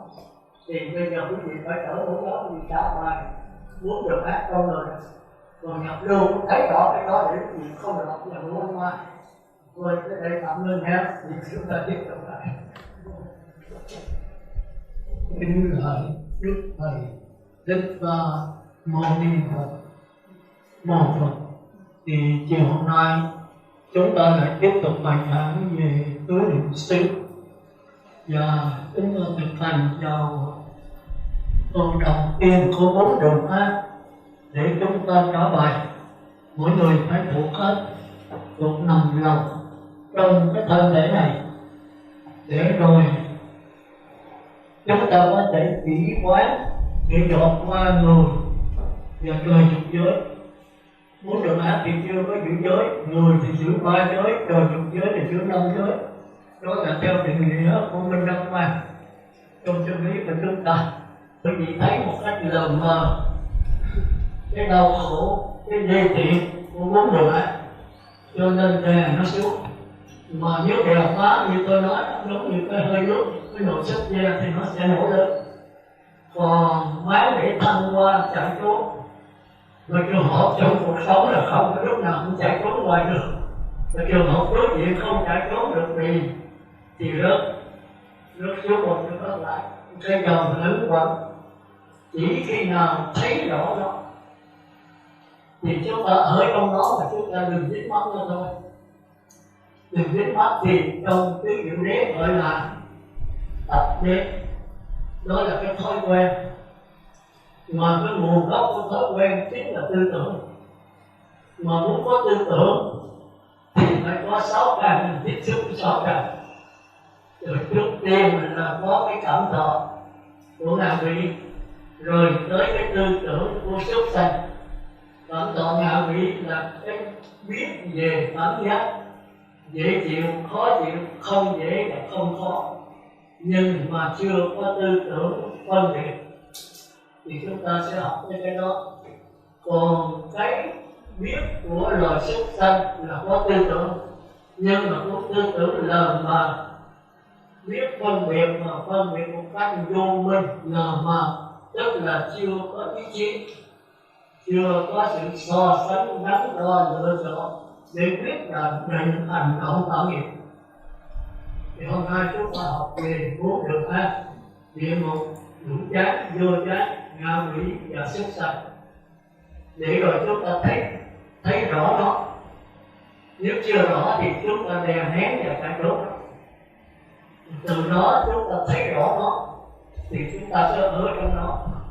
Nếu làm sao đừng dính mắc. Mình đừng dính mắc là gì? Là cái bất tử. Mà làm sao đạt được bất tử? Làm sao thì không đạt bất tử được? Bất tử để dẫn đến với chúng ta khi có chúng ta có sự trăn trở, sự thao thức, sự bất mãn, sự nghi ngờ tới cùng tột. Cứ thỏa mãi là cái sự nghi ngờ, sự bất mãn trong cái cuộc sống. Phải quán chiếu, phải chỉ và quán, để rồi thấy chỉ và quán bất lực trên con đường giải thoát. Thì chỉ và quán sẽ im lặng, thì đó là bất tử. Thì đâu phải có gì thôi. Thì tôi đơn giản đó. Bây giờ chúng ta đi vào cái bài giảng để rồi chúng ta trả bài. Sáng này tôi giảng thẳng quá, bây giờ đi vào thực hành, tức là thực hành của người trời và nhập lưu. Thì chúng ta phải đòi hỏi là phân tích tổng hợp của người trời.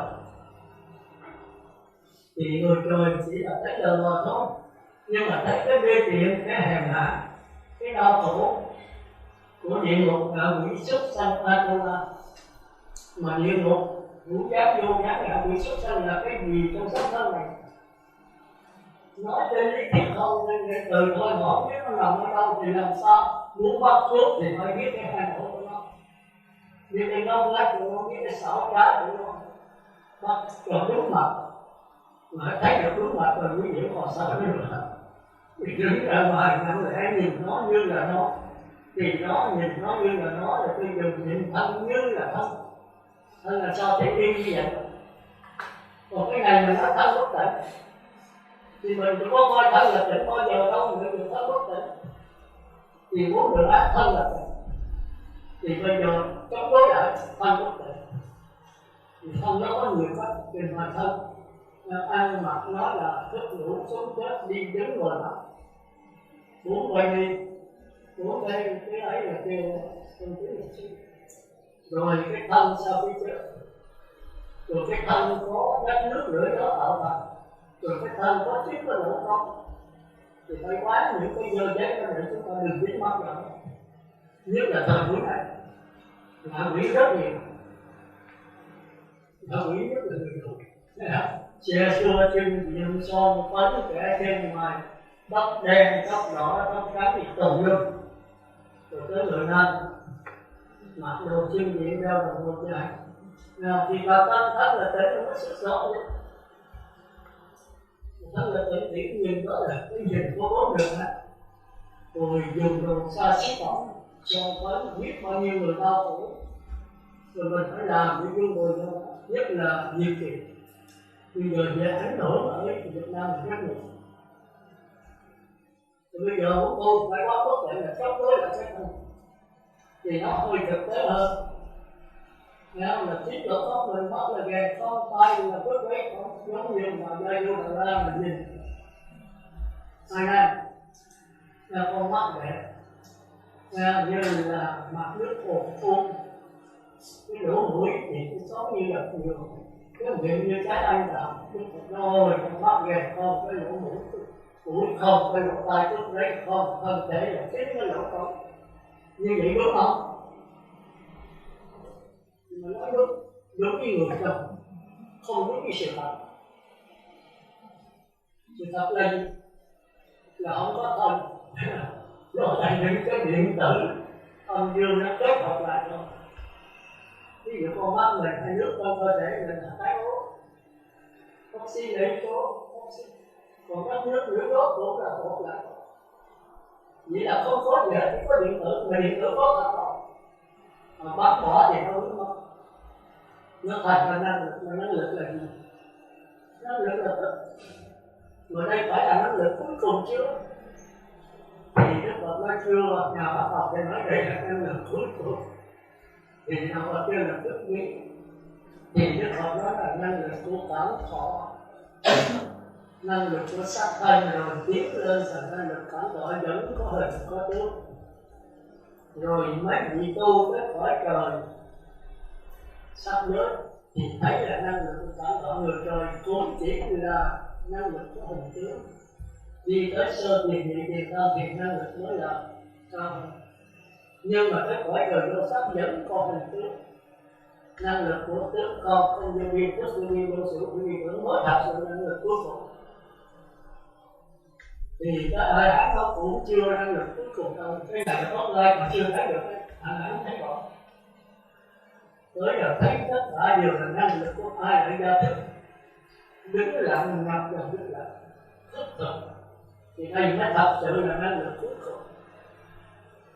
Thì chúng ta còn đi cái đó một lâu. Nhưng mà tôi tạm giới thiệu sơ thôi. Bây giờ chúng ta tới lại 4 đường ác. Giờ cái gì phải học tục làm con người quý vị. Để rồi quý vị không thấy được biểu hiện cái thăng hoa. Cái làm người cho đi. Rồi quý vị phải có một sự khắc quả, một sự bất mãn, một sự căng trở dưới đầu Phật. Rồi cái Phật tánh sẽ đến với quý vị. Chứ quý vị không thể tìm là cũng có ông thầy nào dạy cái gì được hết. Dù có là Đức Phật.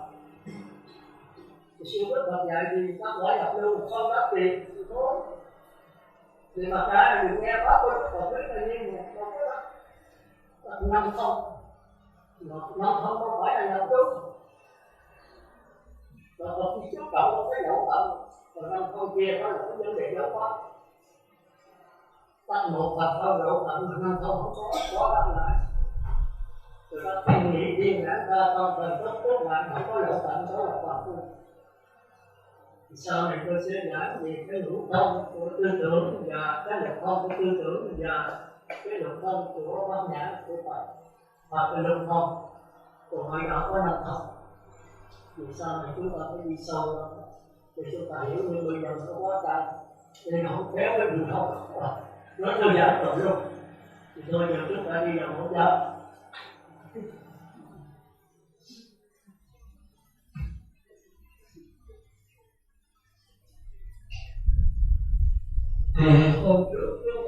giải sắp ra rồi thì dường như đã rồi nhưng mà chưa hay rồi chúng ta hết giờ bữa nay trở lại rồi chúng ta đi đến sáu thức thì nó đối lập sáu thức thì năm thức đầu thì nó lợi đến nhau một cái ý thức thì cái quá trình này là cái gì biết đầu của tôi đó của tôi cái gì biết đầu với cái gì cái quá trình này là khó thì cái gì học tới định xứ định thân định thọ định tâm và định pháp thì là cái pháp này pháp nó bao trùm hết cái pháp này bao trùm hết 16 giới này thì trong kinh Trung Bộ ai thấy pháp thì là thấy duyên khởi, ai thấy duyên khởi là thấy pháp. Còn mấy vị đại thừa thêm đôi chút nữa, ai thấy duyên khởi là thấy pháp, ai thấy pháp là thấy Như Lai thấy Phật. Cái này là đại thừa thêm. Chỉ trong kinh một kinh có 2 câu thôi. Ai thấy duyên khởi là thấy pháp, ai thấy pháp là thấy duyên khởi, là thấy duyên lặp lại. Nhưng mà có mấy pháp để chúng ta nhức đầu như thế này là phải trả cái này luôn. Đi đầu cái pháp này rồi pháp có sát na, có pháp chu kỳ. Duyên khởi cũng có duyên khởi sát na, duyên khởi chu kỳ. Duyên khởi sát na, chu kỳ đó là quá khứ hiện tại vị lai. Thì sống trong hiện tại nó sống thế giới tứ thiện. Còn từ tâm thì nó xuống là có tình của nó. Thì quý vị bắt đầu đi vào cố vô trụ. Rồi tứ thiện nó du là sống thuần tư tưởng. Tư tưởng là sao? Là tư tưởng hiện tại. Không có nhớ về quá khứ, không có mong cầu tương lai, quá khứ đã qua rồi. Tương lai thì chưa đến.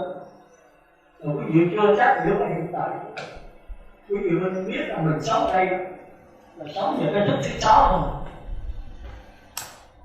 Chúng ta kêu trong đi thức là tư tưởng.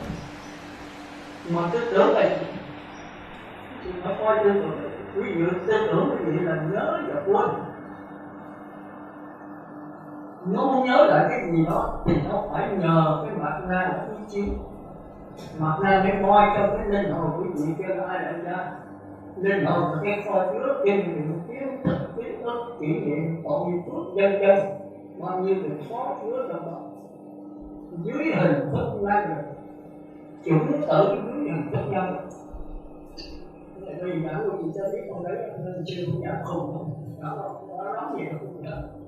Thành ra khi mà cái chủng tử này nó được tống vào ai đại gia thì nó biến thành năng lực. Rồi khi năng lực là sao động đó thì nó biến thành mặt na. Thì mặt na mới là chủ đầu, chủ cốt của tâm giới. Có chủ tử mới cùng nhau tạo lập ra một giới sắc, giới vô sắc.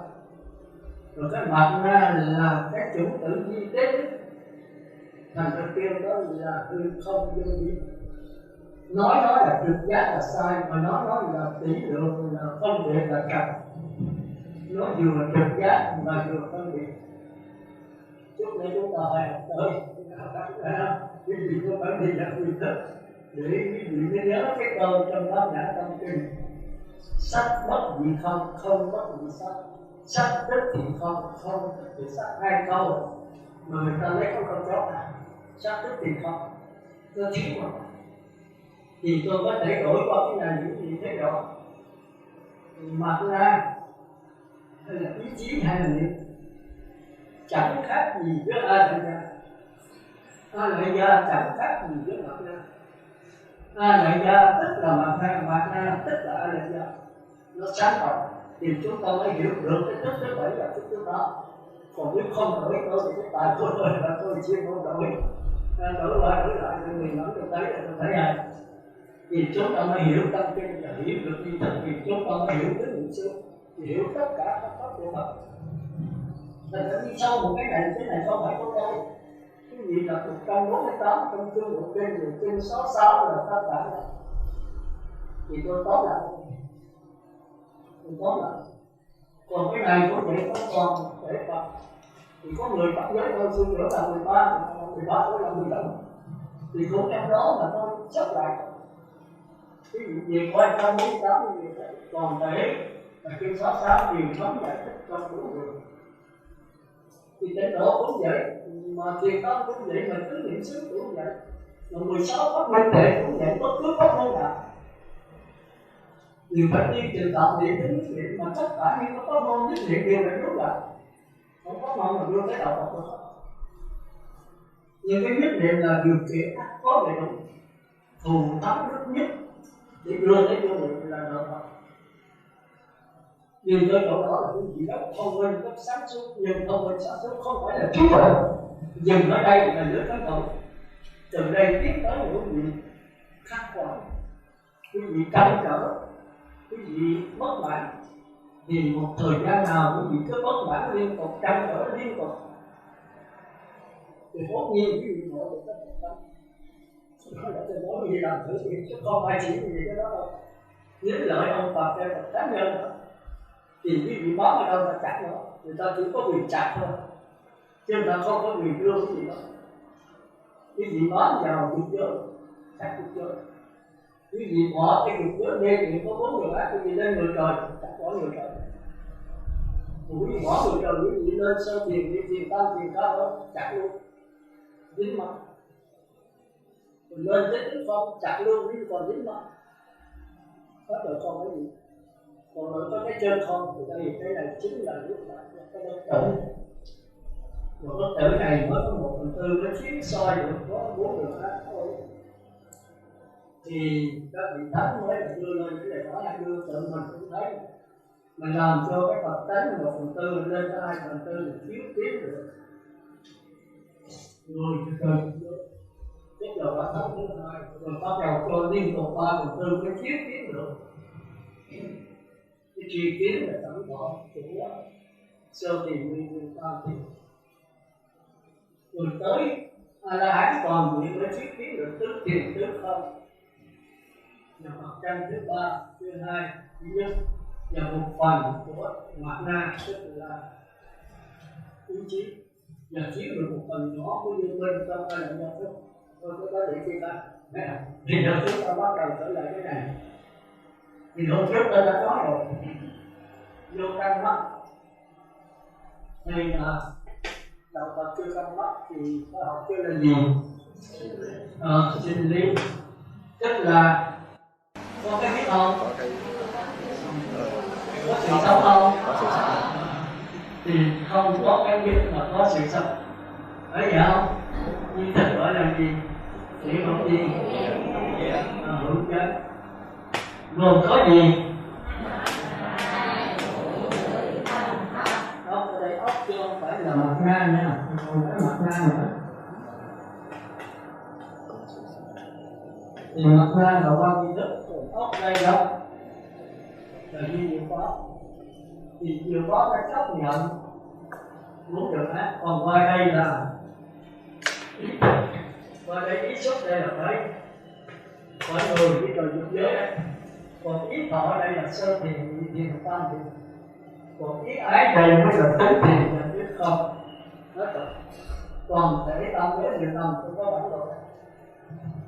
Tôi giảng là cái gì sẽ thấy rõ hơn đó.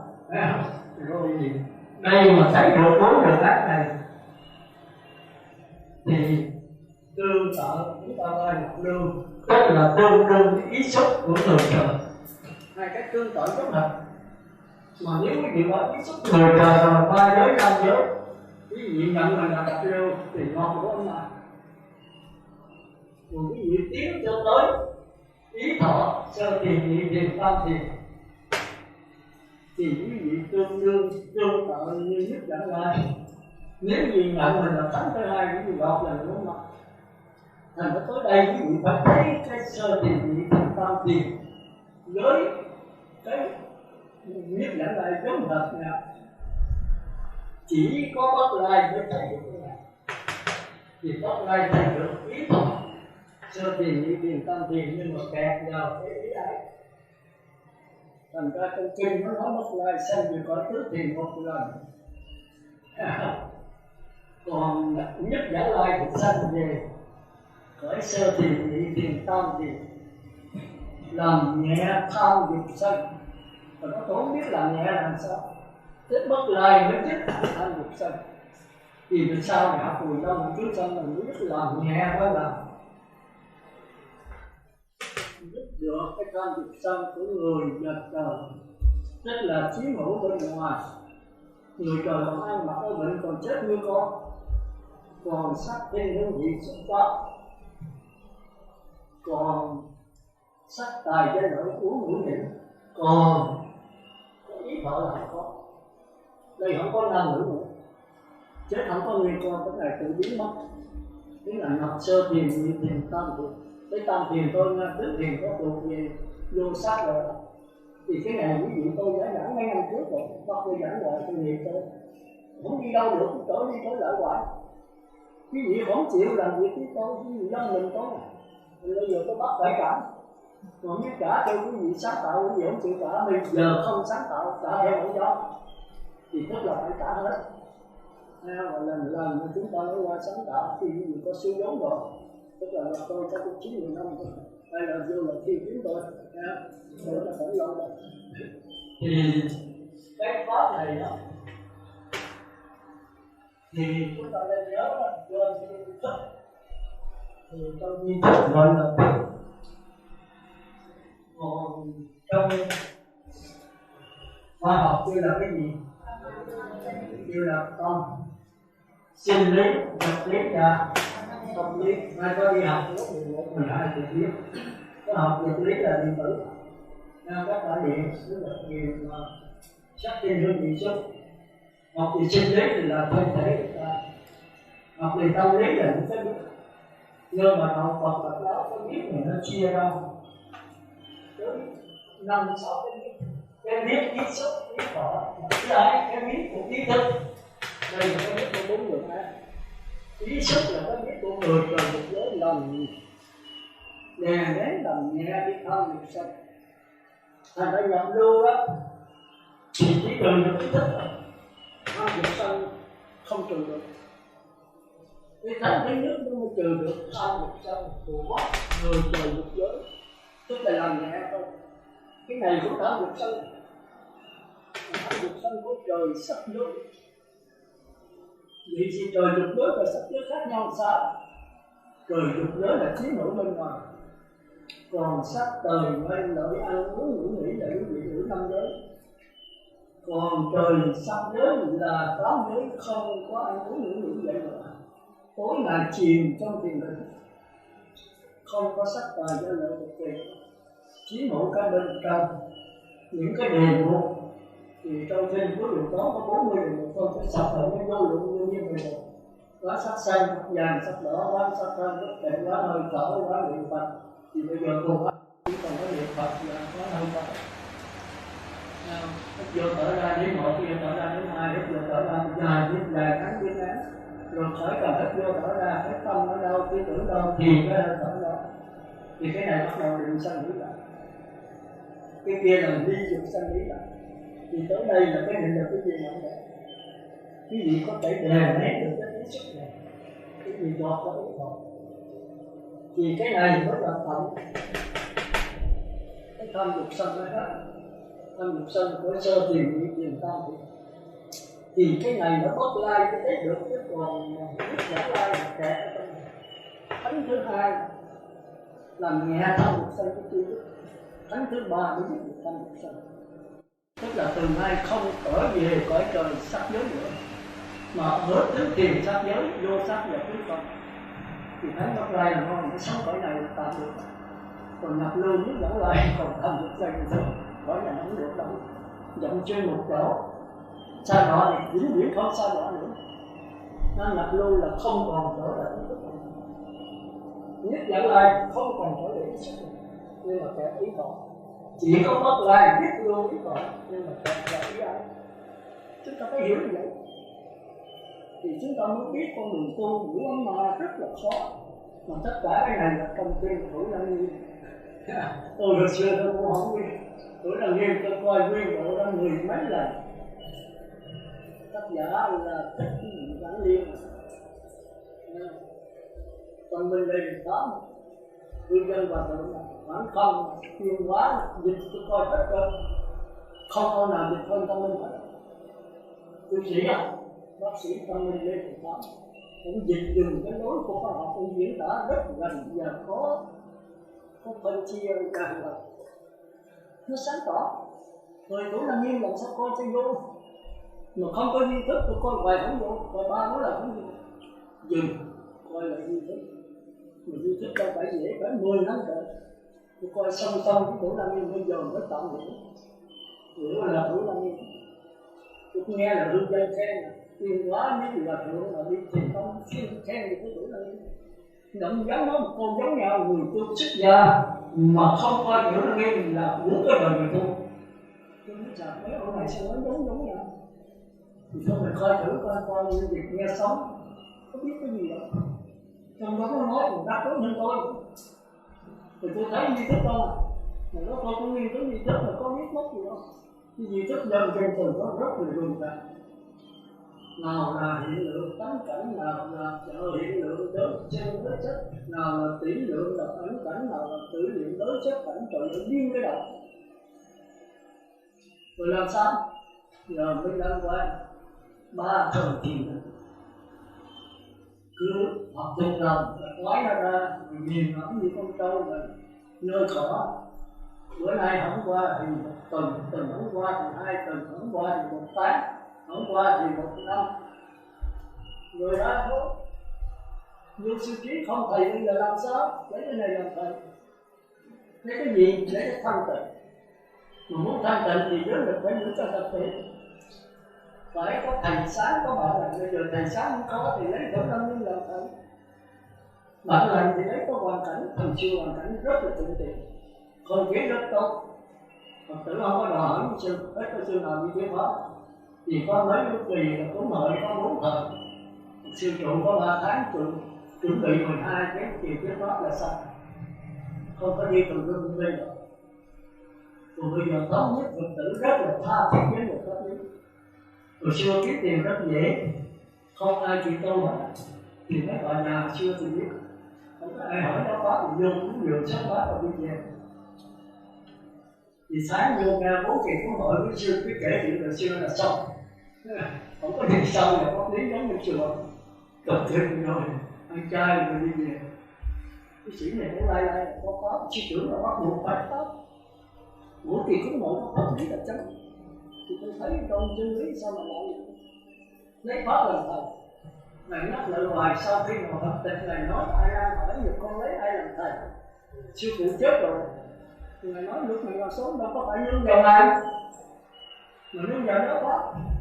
Mà đó pháp nó có sẵn trong giáo trụ. Thì người nào đã quả thành Phật mới thấy được pháp giáo trụ, mới thiết ra. Thì đó pháp nó gọi là như là pháp giáo trụ là cái pháp có trước Phật. Không ai thấy, ngồi thanh tịnh rồi mới thấy được. Thì chắc lại thì đó là pháp của Phật có trước rồi là có pháp của giáo trụ, mà cái trước của pháp giáo trụ. Do cái đó mà xá lợi pháp với một từ liên thì giết chết là xá lợi pháp xong. Tôi trả lời một thứ thôi của ta, tôi nói rồi hết giờ. Thì bây giờ tôi xin thưa là do chân thì cái này khoa học kêu là tâm lý. Có cái biết không? Biết không? Có cái biết. Cái biết đó là cái biết sơ cơ thôi. Cái biết đầu tiên của ngạ quỷ, tức là sự biết về cảm giác phân biệt, dễ chịu, khó chịu và không dễ không khó, nhưng chưa có tư tưởng. Đối là gì phải trả để nói cái chất này là thì khoa học gọi đó là tâm lý. Mà học tri thức kêu là cái biết của ngạ quỷ, tức là biết dễ chịu, khó chịu và không dễ chịu, khó chịu, nhưng mà tư tưởng chưa có xem cho vấn đề được, biết một cách lù mù lờ mờ. Vì đó thì ăn các thì uống nhào vô dược liền, chứ không có phân biệt gì hết. Tôi nói ví dụ nhiều lần rồi, thì quý vị cũng có. Tôi nói khi đói là một con mà ngon thì nói là gì đó, khi nào mà đói rồi tôi biết người đó làm sao. Nếu đói còn những tư cách là người ở bởi người trời, còn nói là đó ngoài nó đạo vị thì chúng ta biết. Bây giờ còn ăn đầy đủ thì quý vị để phép cho người ngon lắm. Phép là có tôn ti trật tự ha, có cái gì kêu là quyền lợi bổn phận gì đó. Mà tới chừng đó quá mất luôn bổn phận, không có cha con nữa. Cái chuyện cha ma biết tới cơn rồi đó là tôi giết cha mẹ luôn. Không phải là con đuổi, nhưng mà không tới cơn thì tôi còn khiến cha mẹ. Thì chưa đủ cảnh. Khi đủ cảnh cái cơn nó lên rồi cái quyền nó lên, rồi quyền đâu phải là sắc thân nó gọi hút. Do cái tư tưởng mà nó nhớ lại. Vậy thì phải còn cái tư tưởng là nguyên nhân đầu tiên của luân hồi sanh tử. Mà tư tưởng không có, tư tưởng không có thì là phải nhờ Mạt Na, tức là gì? Mạt Na thì không biết phân biệt, nhưng mà biết lấy cho ai lại ra đưa cho tư tưởng. Thành ra trong tám thích thì Mạt Na là nguyên nhất, chỉ biết cung cấp chất liệu. Rồi tư tưởng dạy sao nghe vậy? Rồi tư tưởng thì không phát hiện được, phải nhờ có chủng tử nằm trong ai lại ra. Mà chủng tử khi nằm trong ai lại ra rồi thì nó là năng lực, nó không có chủng tử. Nhưng khi mà nó sao động thì kêu nó là Mạt Na mới lấy cái chủng tử này cung cấp cho tư tưởng. Hiểu không? Không hiểu thì thôi. Tôi hiểu đi. Làm sao lại nói nhiều lần. Cái giải thích nữa thì hết giờ. Thành ra mình phải nói rằng thức là cái gì? Có phân biệt, có sự sống, có phân biệt. Mà khoa học kêu là tâm lý, là phân biệt được là mờ của đại quỷ, tức là biết dễ chịu, khó chịu, không dễ không có của cảm giác, mà chưa có tư tưởng phân biệt xen vào đó. Thì khoa học kêu duy thức kêu là ngạ quỷ.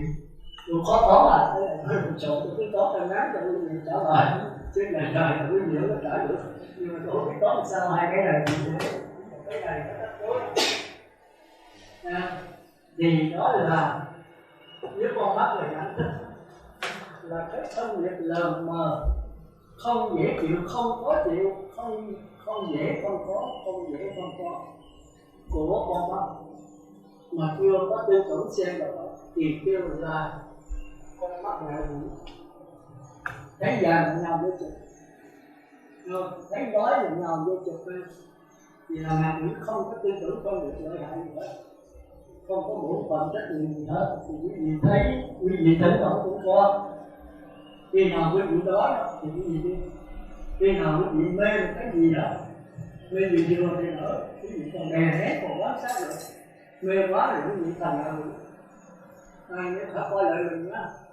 Còn nếu mà mình đè nét nó được thì mình qua được rồi. Ý xúc tức là niệm Phật đến từ một tới 10 niệm Phật ở đây. Chừng nào khỏi tầm niệm Phật nữa thì thắng. Nhưng mà thắng rồi ấy là đè nó một lần hay là cái tiền Phật nó nhiều lên nữa, đồ ăn nó ngon hơn nữa thì thôi mất, trở xuống lại. Thì đi đến đánh giết người ta. Thành ra Đức Phật thấy không êm. Bây giờ quán sắc thân mình đã tạm, mình đã tạm, ăn đói một chút ăn vô nó no, rồi mai mốt cũng đói nữa. Rồi làm gì mất cái nhân cách con người dám vô thường vô ngã khổ đó thì có thể khá hơn. Nhưng mà nó đối cồn cào mất luôn cái quán thì trở lại làm gì nữa. Tự ý sức cái đầu học để ý thức. Thành ra ý thức là của sức sân. Thành ra cái này đi chưa đỡ với nhau. Ý thức thì khác. Ý thức là bắt đầu có tư tưởng trong đó. Mà tư tưởng của sức sân. Phân biệt thì có phân biệt mà chưa có công tiêu trật tự, chưa có quyền lợi vốn phận là trách nhiệm.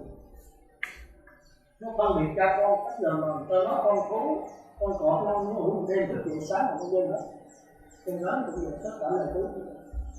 Con chuột cũng vậy, nguyên như bắt nó rồi quý vị ta cái nuôi thả ra cái lòng nó vô nữa.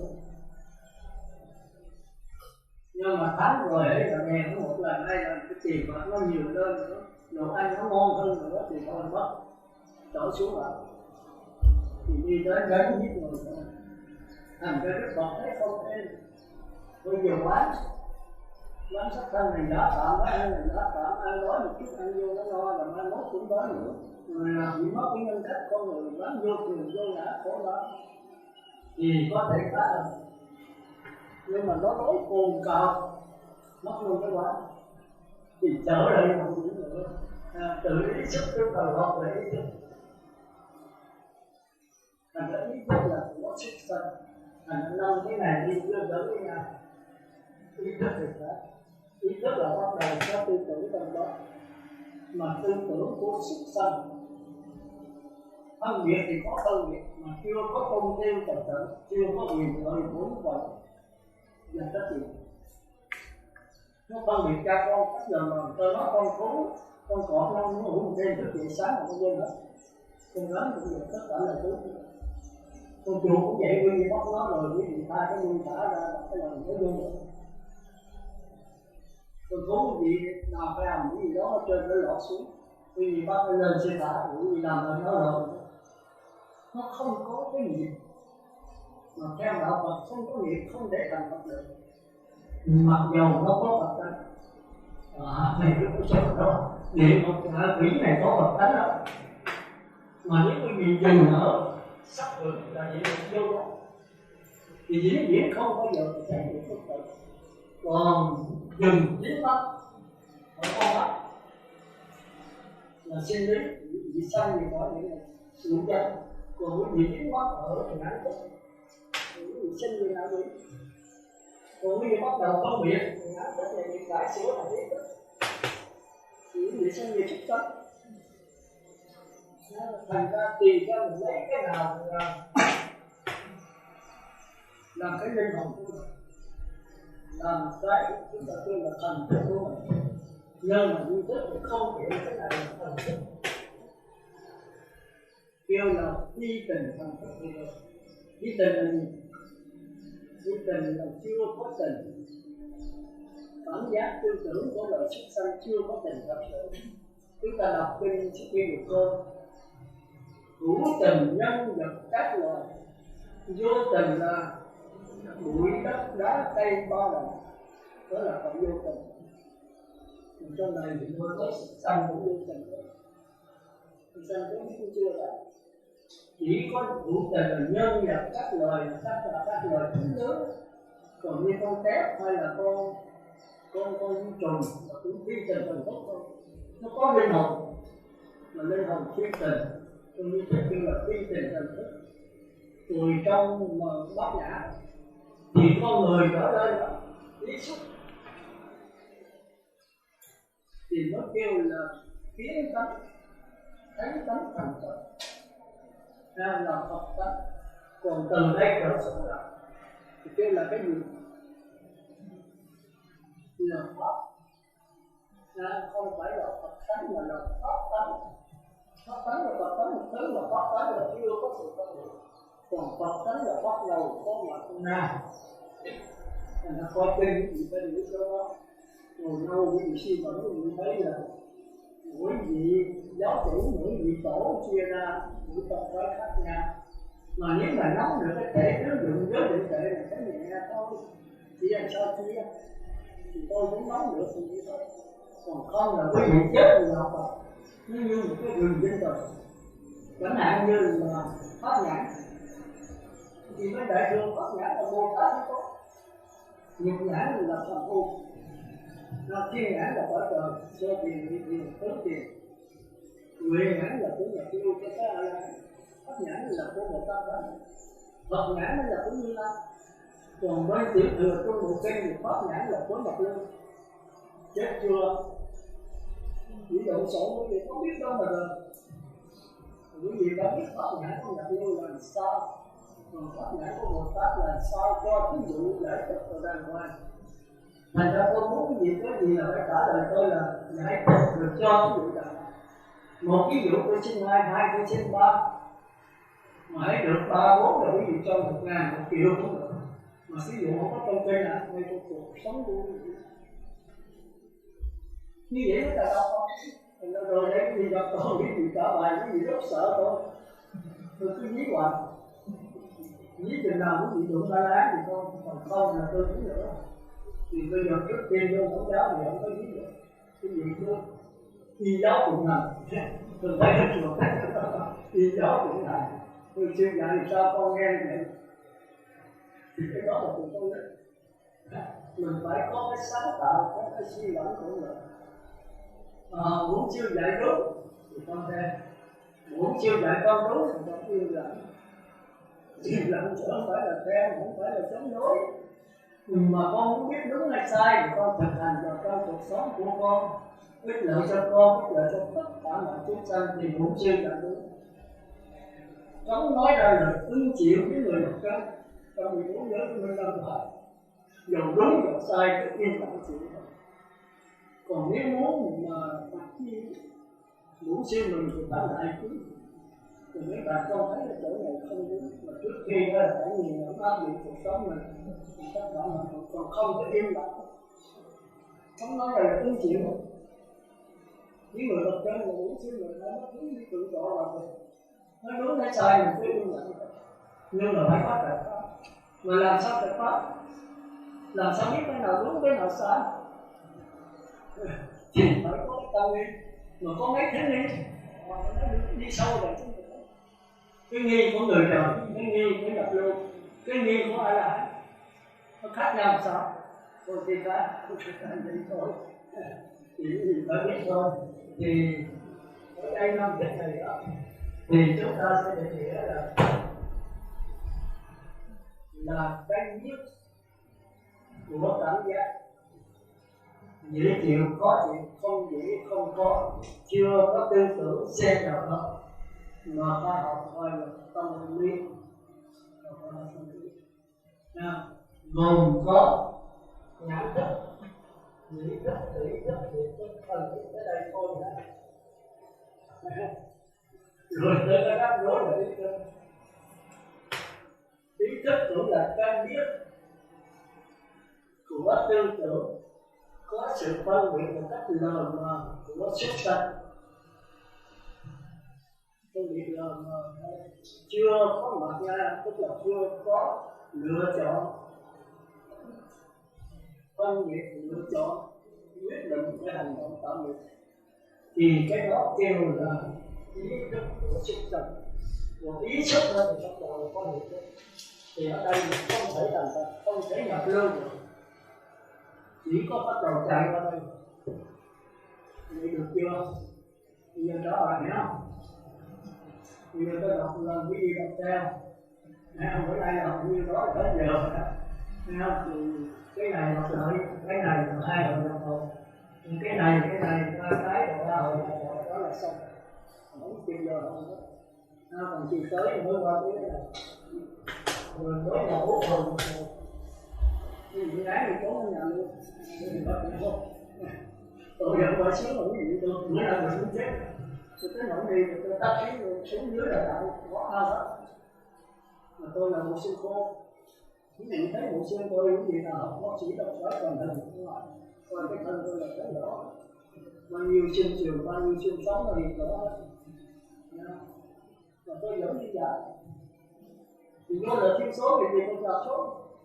Ở đây nó có chưa đắc quả, ở đây là không xíu là đây cái nhất của A-la-hán tệ lắm mà bắt lại. Tôi làm gì bắt tay nữa. Nhưng có mà tôi là tha thiết, tôi khắc quả với nó là tôi cứ chăn trở với cái đó. Rồi cuối cùng năm nay già rồi rất vô là kia tôi mới hiểu được cái lý thuyết. Một phần nào tôi thấy sáng tỏ. Tôi còn nằm người không dám ra giảng nhưng mà tôi tính đó. Giảng vậy là ma tổ. Chừng nào biết đáp là giảng làm sao mình sống vậy, sống làm sao giảng vậy, đó là theo đó. Con này tôi giảng thì nó tạm sáng tỏ nhưng mà sống không có một gì đâu. Cái gì cái tin tưởng tôi là A-la-hán là bất lai, anh trái. Cái gì đừng có tin là tôi không tin tôi mà cái gì làm sao tin tôi được không? Chỉ có A-la-hán mới tin mình. Thì tôi đâu có A-la-hán, tôi không có được tin tôi. Mà tôi mỗi lần tôi đi giảng pháp thì tôi hồi hộp. Tôi thấy là ngày xưa tôi rất yêu tôi làm cái gì đó. Ngồi thiền tôi đọc thư. Đọc thư thì tôi thấy là trong một kinh có Đức Phật có 8 cái là đọc thư. Tôi là có cái chiều hướng đọc thư. Tôi đi đâu mà gặp cái biển, cái dòng sông, cái ngọn núi, cái thác thì tôi mê ngồi xuống đó là tôi vào đình. 3, 4, 5, 6 tiếng tôi không còn biết sắp tới, không còn biết trời đất, tôi nghĩ vậy đó không được. Nhưng mà là cảnh đó tôi có thể được. Tôi biết là cái chuyện tôi thích độc tư. Thành nó cấm gì cấm là mỗi tháng là mỗi năm là tôi sau khi tư tưởng tôi mới lên có 2, 3 tháng. Nó Đà Lạt. Ở Đà Lạt có 6, 7, 8 cái tháng tôi đi vào, không có tháng nào tôi cũng đi. Đi ghép rồi mấy người chỉ cá có hôi một chương nào không lấy tiền. Không lấy tiền không. Không lấy để người tiền không có làm đấy. Thì ta đến là tôi về rồi 3, 4, 5 tiếng. Tôi ngồi cái tháng nó đổ xuống rồi ôi rồi nó bốc lên thử cái hơi đó. Nó khỏe làm sao. Nhưng tiếc bây giờ mấy cái thác lớn như là phát con vua để nước thác của mình không còn chút nước. Có nhảy lên, bây giờ nó làm cái đập thí điểm. Nó lấy hết nước không còn nước để được thác bỏ. Một cái thác nó tham ra cái thác gì đó bây giờ cũng bị lấy nước hết. Rồi cái đó còn cái thác làm viên là ở nó bỏ lọc. Thác nó cũng không thua gì. Con vua nghe nó bây giờ cũng làm cái đập thí điểm nữa. Cũng phải làm việc cũng mổ. Rồi bây giờ mới thưa. Rồi cứ làm cũng thưa, chưa làm cũng thưa, làm rồi chưa cái gì nữa bây giờ. Bây giờ thưa đã bỏ sao. Bây giờ thí điểm khắp nơi. Thí điểm nó đời đó, đâu có tốt cái gì. Cái điện mà nó đi về chỉ cần cái cá nước nó quay gì là có tiền vô. Thành ra điện lực giàu cũng đó. Nó chỉ là đời hướng lên trở lên đó. Hơn nào lấy tiền còn hơn chủ tịch, hơn bí thư. Hơn chúng ta trở lại. Do đó bây giờ chỗ nào, tỉnh nào cũng chỉ điện với nó còn kèm ở đây không phải là cái điện. Thì chúng ta thấy biết rồi thì không. Mà bây giờ vấn đề ô nhiễm môi trường là do điện lực. Thế giới yêu cầu, thế giới ngưng gì? Một tuần lễ ngưng một ngày. Hoặc là tuần lễ ngưng được 1-2 tiếng. Chắc là có 2-3 lần bây giờ mỗi lần. Ví dụ bây giờ tắt điện bình sao được không? Vì cho ánh sáng là cho bật máy là cho tủ lạnh là cho radio truyền hình, cho điện thoại di động. Cốt điện rồi thì mà bây giờ những nước là quan trọng nhất đối với tất cả dân chúng. Mà nước thì cũng là điện. Không có điện là sao có nước. Không phải lấy máy là nó đưa lên trên cao đó mà mới đi khắp nước. Rồi chúng ta thấy bây giờ bế tắc mà điện là cái nguyên nhân của nóng của mặt trời. Rồi tới cái ô nhiễm môi trường của những cái xí nghiệp hiện đại quá, công nghệ quá gì đó. Nhất là Mỹ, giàu nhất. Rồi thế giới hộ lợi ra Mỹ. Mấy tư bản Mỹ nó bớt là sa thải nhân công. Mỹ không chịu. Rồi một lần là 10 mấy ngàn nhân công bây giờ cho nó Mỹ bớt sa thải thì tiền lợi đâu mà nói là kết xù. Mỹ là công nghệ nào nước thế đó. Thì cái mũi giác đài của nó bị sập rồi bây giờ nó xíu lại. Mà nó là đầu não mà nó không chịu bớt thì mấy nước nhỏ đâu có chịu.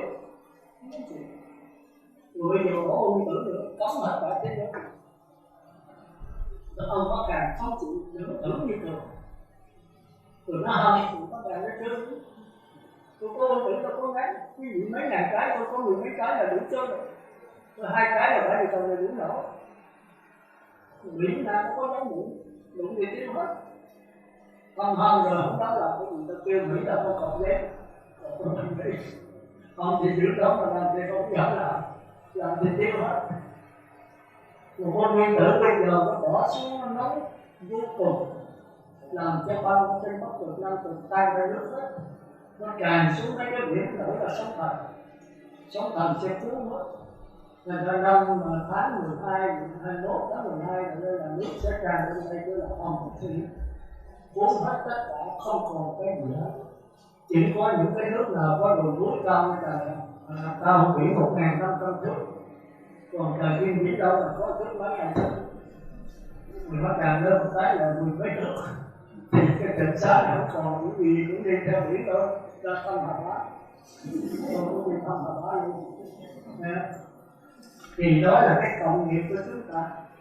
Thì bây giờ có hội liên quan cho Bắc Nam ra rồi. Bây giờ nó biết cộng rất là nhiều. Hỏi tôi thổi nước chốt không xin. Nên nói 21 tháng 12 thì không phải là thiên cơ sống giả hòa có không, mà của Đức Trạng Trì những Vĩnh Khiên nữa. Mà bây giờ chính khoa học lên thế giới lại nó lên nó nói rõ ràng chính 21 tháng 12 là tận thế khoa học các nhà chuyên tinh của đại thế giới. Thì giống hệt như sống giả, mà sống giả không dám quyết định, chỉ quyết định là năm Thìn thôi, mà ngày nào tháng nào chưa dám quyết định. Đừng có sổ cái gì Trạng Trì cũng vậy. Thì bây giờ khoa học nó quyết định đúng là 21 tháng 12. Rồi hỏi tôi trả lời, tôi nói là được đó. Tôi nói nó có là ngu, nó không có là giả. Những tưởng giới này mà làm sao nó có hay không? Có hay không là do cộng nghiệp của chúng ta, do chính mỗi người chúng ta. Nếu chúng ta muốn nó có thể trước cái ngày 21 tháng 12 thì sẽ bởi vì còn sẽ nổ. Còn nếu chúng ta muốn thì nó qua luôn, nó kéo qua 2013, 14, 15 cũng không bao giờ có. Năm 2000 nó tận thế mà nó có tận. Rồi tại sao? Đúng là tận. Tại vì mấy vị lo quá, những niệm Phật cầu là đông quá thì cái tư tưởng của chúng sanh cái cộng nghiệp, tư tưởng chúng ta mạnh lắm. Những người nào mà định được mạnh, người ta muốn chết người ta đợi con cháu người ta về. Bác sĩ nói ông 3 bữa chết, người ta có thể 3 tháng bữa chết. Ta chỉ uống nước rồi, ta sống vào cái gì? Mà cái tư tưởng này định lực này ai mà nhập vào sơ tiền mà định sanh nghĩ lại nó thì chúng ta có thể kéo dài sắc tay. Thì nếu cộng nghiệp chung rồi chúng ta có thể chuyển nghiệp. Thì Đức Phật chấp nhận cái chuyển nghiệp, nhưng mà nó không phải là đạo Phật, nó là đạo người trời thôi. Nhưng mà nó tương tự như là Bất Lạc. Nếu nhập vào tích thì giống hệt như Bất Lạc. Còn nếu mà dị tiền thì giống hệt như là biết giả ra sơ tiền dị tiền. Thì làm sao có nghiệp? Tôi có nghiệp là trên lý thuyết thôi, nó tập cái gì mà trên thực hành thì tôi cũng đầu hàng nha. Vì có tin tôi giờ cũng còn lần mà tôi không biết tôi đắc bởi gì. Trên lý thuyết thì nghe tôi nói hay, cái gì tôi có nhiều chuyện đó. Nó xí phận lắm, thì tôi cũng không biết sao. Thì tôi xin thưa quý vị là đừng có tin tôi. Nếu làm sao xác xác tỏ là được. Có thể quý vị nghe tôi, quý vị đắc thánh quả mà tôi không đắc. Cái đó là điều dĩ nhiên thôi, quý vị trở lại đổ có gì đâu. Thì thôi trở lại, thành ra mình sống theo tứ thiền là tốt nhất. Chỉ có hiện tại thôi. Quá khứ đã qua rồi, đừng có mơ tưởng quá khứ. Tương lai thì chưa đến, đừng có nuối tiếc cho, đừng có mơ tưởng tương lai. Chỉ sống hiện tại là cái gì? Cái đó mình đi vào vi thức, là đi vào Thủ Lăng Nghiêm. Hiện tại có quá khứ, có vị lai không, có cảm giác, có sắc thân không? Xin thưa là không có mà không có. Trước tiên quý vị coi cho kỹ, có sắc thân, có cảm giác. Nhưng mà không có sống về sắc thân, không sống về cảm giác, đây là bởi trời vô sắc giới. Chỉ sống tư tưởng, ý chí, ai là dài. Trước khi 6, thứ 7 là thứ 8. Quý vị mới thấy rất là Đức Phật chấp nhận cái này. Sống ngay bây giờ, giây phút này, thở vào tâm tĩnh lặng mà thở ra liễu miệng cười, an trú trong hiện tại, giờ phút đẹp tuyệt vời. Còn nếu nghĩ tương lai 21 tháng 12 thì mình chết bỏ mất hiện tại. Còn tương lai thì chưa đến. Mà nếu đến thì y như vậy thì sao? Thì nó chết. Nhưng mà mọi người chết mình sống chịu hết. Còn chết mình cũng đổ thay như mấy người khác hả? Chưa làm chắc. Còn ở cái tu có mỗi người. Một chiếc xe hơi mà 50 người. Con tài xế ở sau nó lái xuống sau chết hết 50 không? Đâu có vậy. Có khi có 30 người chết liền. Có khi có 20 người chết liền. 10 người thấy tay dễ chân. Còn 10 người không có sơ sát gì hết. Mình chẳng như thế. Tại sao vậy? Cái con âm phù hộ hả? Không có điều đó đâu. Vì cái con âm không có phù hộ hả? Không có điều đó đâu. Ai nhất niệm thì con âm phù hộ. Chúng ta làm nhất niệm phù hộ chứ không phải con âm. Nếu này cảm thì con âm thế đúng đâu. Còn ai định được yếu mà không cảm thì ngài làm sao ấy. Còn ai cảm được vừa thì mình để tay để chân không chết. Còn ai chưa từng tu mà không có thì chết liền lập tức. Mà muốn được cảm thì phải tu nhiều ngày, nhiều tháng, nhiều kiếp. Thì tất cả cũng do mình. Tôi nói sai mà tôi xin sai đó. Thành ra đối với tôi thì bây giờ có tận thế hay không tận thế không thành vấn đề. Đối đầu tập chết sống không thành vấn đề. Mà vấn đề ở cái siêu hay là đỏ, thăng lên hay là đỏ xuống. Đỏ xuống 4 giờ bắt đầu bật lên khỏi trời sắc giới vô sắc. Thì tôi cũng không đồng ý. Cái trời sắc giới vô sắc của nó trước về trở lại. Nhưng mà qua khỏi đó rồi phát hiện trận đoạn hay trong đó. 4 giờ hát là phát hiện hay là không có tiếng giận đâu.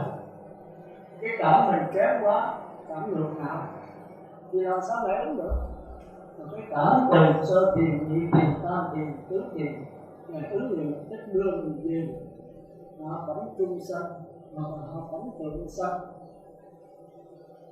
Thì cái đó là mình nói vô ăn cũng có, nhưng mà tránh là ai? Tránh là mình. Thì bây giờ cái tận thế này cái đó nó không xảy ra. Rồi mình sống hoài không? Phải chết thôi. Có ai mà sống hoài Đức Phật thực ra còn phải chết nữa. Thành ra chúng ta chú trọng cái siêu độ. Mà làm sao biết mình siêu hay độ? Qua hiện tại. Hiện tại tôi dưỡng tâm rất kỹ. Tôi niệm Phật đấy thì một cái mùi niệm Phật có đấy gọi niệm Phật thì con chắc chắn là phải giảm sanh.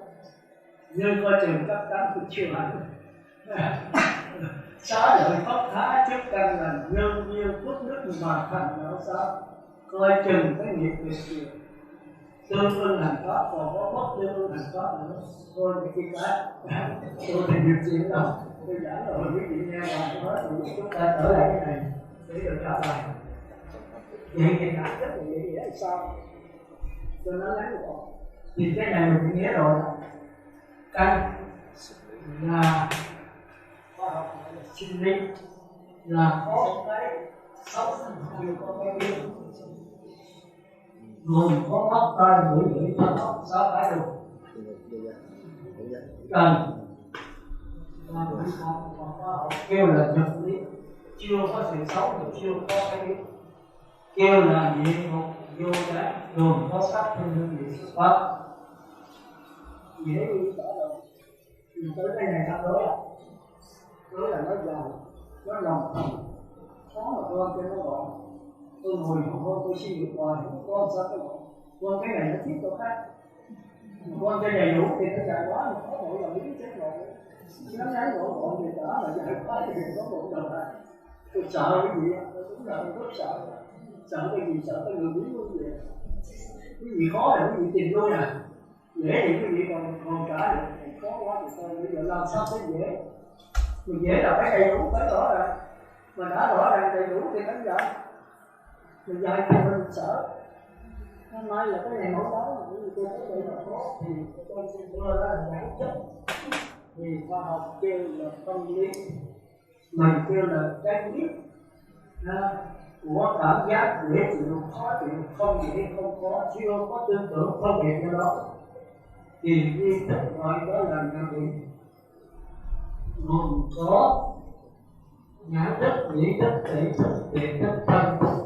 Tuy cái đó có là biết thì tôi kêu là 5 thức thôi. 5 thức này trong thức kêu là hiện lượng tánh cảnh. Sao có thì giờ tôi đã hiện lượng tánh cảnh, tỷ lượng đối chất, chân hiện lượng, tạo hiện lượng.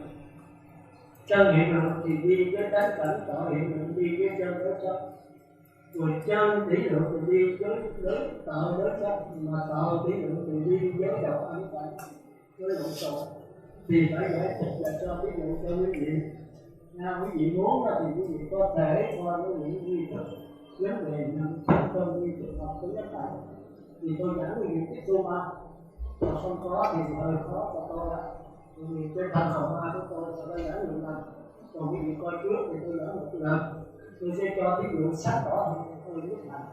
Mà có bài viết tôi sẽ cho ví dụ được. Tôi cho hàng trăm ví dụ ngay trong cuộc sống của chúng ta. Khi chúng ta nắm được rồi chúng ta thấy dễ thôi, muốn được áp dụng như dễ. Mà nếu không đem duy thức từ đây cái gì mù mờ. Cái này nó là trên 66 của Đức Phật dạy. Mà trong bài kinh có một đề á, cái bài kinh rất là bí hiểm thông thiết. Đức Phật giảng lần đầu 60 tỷ đắc quả hẳn liền tại đó. Rồi sau này sáu đợt Phật giảng là cái gì? 6 vị đắc quả, 6 vị đắc quả liền tại đó. Rồi sau này một vị nữa cái tiếng Phạn tôi không nhớ, giảng lần thứ 3 10.000 vị đắc quả giảng liền tại chỗ. Đó là Hòa Thượng Minh Châu Phú Quốc tôi biết. Mình thấy bài kinh hay quá, tôi thấy hay quá.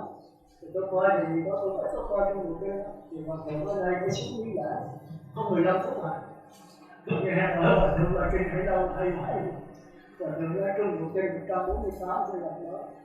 Tôi là tôi coi cái bài kinh rồi lỡ 15 phút. Tôi giảng luôn 6 năm. 2 năm đầu tôi giảng tư tưởng không. 2 năm sau tôi có tư tưởng, có tri thức. Đến năm thứ 3 này tôi giảng 2 năm mấy là tôi bắt đầu mới là tri thức đặt rồi. Bao trùm hết tri thức, tôi sáng tỏ. Thì bây giờ tôi mới dùng ý, chứ hồi trước là tôi cứ tránh trở hoài thấy người đó không đúng. Đúng thì đúng mà không rõ. Giữa tư tưởng và bát nhã, giữa đủ ma là phân biệt không rõ. Bây giờ phân biệt rõ rồi mà sống chưa rõ. Thì đó là cái đau nhức nhối nhất của tôi. Nhưng mà tôi không chịu đâu. Tôi tin nghĩ đâu cũng dám giảng. Mà thấy người ta thiết nhất là Phật tử ở Trà Vinh. Nên nghĩ tôi giảng 2 ngày xin được. Thì tôi tính giảng, vì giờ lãnh nhiều quá. Bữa nay về mùng 7 là tôi phải giảng Lộc Điều. 15 thì ở Lộc Dân. Còn 17 thì phải ở Vũng Tàu. 19 thì ở Trà Côn, 21 ở Trà Côn. 21, 23, 19 thì ở Bảy Giang. Còn 25 thì ở Trà Vinh. Tôi gần hết rồi, tôi cái nữa bây giờ. Rồi bây giờ mà giảng theo những người đó thì tôi sức khỏe đó là giảng. Thì có người khuyên tôi chưa được giảng sao, mấy vị là giỏi hết, người ta tự tìm cái. Người ta có sức vốn rồi, người ta nắm được cái đó tôi xem, người ta ăn đấy, còn ăn những người tìm phối. Đừng có đi xin cho mấy người đó uống, sức khỏe tôi xem. Bây giờ dùng sâu, dùng xa, người ta dốt nhiều lắm. Siêu từng đi cái bộ mấy người đó. Việc thì sao bây giờ giảng 4 ngày con nam nữ là làm không phải thì đâu. Tôi hỏi niệm Phật để làm gì? Niệm Phật để tay qua nào khỏi tập niệm tiêu rồi. Niệm Phật để trúng số. Tụi nó trả lời cái đó nó chặt hết trơn. Niệm Phật để cầu đẳng sanh thì có tội. Lấy cái gì niệm Phật? Tôi có dễ dàng lấy niệm cái gì sư? Tôi nói chặt rồi. Có người nói lấy tâm niệm Phật. Tôi nói tâm là cái gì? Có người nói Minh Học, tôi nói Minh Học ở đây, một thì Minh Học ở đâu? Con không biết à? Chết chưa? Tôi muốn niệm Phật, điều kiện của niệm Phật là cái gì? Có người không biết, có người biết tính hạnh niệm, tôi nói tính hạnh niệm là cái gì? Con buồn chắc. 5 giới có thuộc không? Chưa có thuộc. Thì tôi bắt buộc phải trả 5 giới, tôi phải giảng khi tôi cứ thế là tôi xuống là 9-10 lần mà 5 giới chưa trả được. Nhất là giới thứ nhất tôi đang nghĩ ăn 10 ngày chay. Cái bậc thiện kỹ sư của tôi nghĩ là không có ngày chay nào hết. Tôi giải cho tới mỗi bà ngồi khóc hết. Nó đau lòng lắm. Khi mình biết lời tố mua lời nào khác chúng ta thì có học đó. Tôi đọc bài đó mà tôi giải thích với con là con ngòn cái bị đập đầu, tôi chảy nước mắt thì sao tôi kể ngồi khóc hết. Thì tôi đang nghĩ thời gian 10 ngày. Không được đâu sư. Nó nghĩ rác mình khổ 2 ngày thôi. Tôi chán nản như vậy. Vì tôi khó ăn chay. Tôi biết làm sao giờ tới Mỹ. Nhưng mà tận nhân lực thì khi bạn cứ làm cái mình bắt chước, tôi chỉ làm bắt chước cho tôi không được nha. Là đừng có mục đích. Được cũng đừng có mừng, mà không được cũng đừng có mừng, cứ làm tốt. Chừng nào họ không đi nữa thì tôi cho mình họ còn đi. Còn cảm thì mình cứ ứng chừng nào vô là khi mình nghĩ. Còn sức là còn làm thì thôi tôi cũng lắm đi.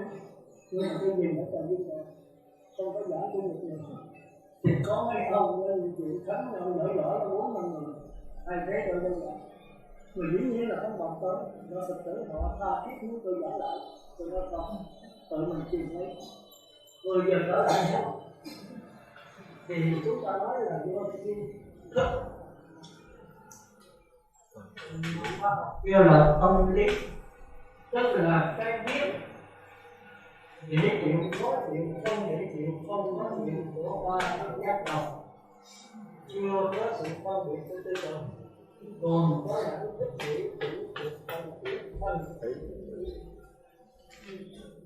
được không? Đặt này được không? Bây giờ đọc lại với tôi nghe không? Rồi với ba hồi nhập bộ, nghe không? Bây giờ quý vị nói cho tôi. Do duyên thức. Khoa học gọi là tâm lý. Cái biết có sự phân biệt, còn cái biết có cảm giác phân biệt dễ chịu, khó chịu và không dễ chịu, không khó chịu. Cái biết có sự phân biệt,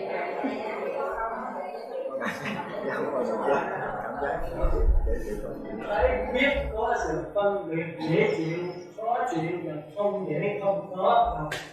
Cái biết có sự phân biệt dễ chịu, khó chịu, không dễ không khó chịu. Chưa có tư tưởng xen nhau. Trong di thức gọi là ngạ quỷ. Lặp lại lần thứ nhiều. Hiểu không? Thức là cái biết mà ta học gọi là tâm lý. Thức là cái biết mà ta học gọi là tâm lý. Có cảm giác dễ chịu, khó chịu và không khó chịu. Có cảm giác dễ chịu, khó chịu và không dễ không khó.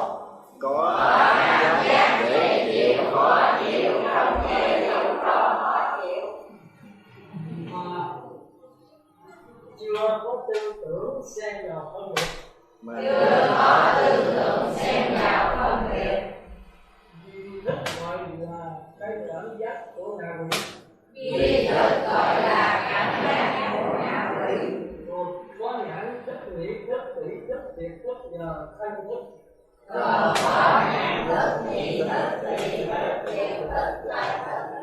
Được không? Vậy tôi lọc lần thứ 3 nữa. Tới có rồi. Cái này hơi rắc rối rồi đó. Bây giờ lại. Thức là cái biết có phân biệt.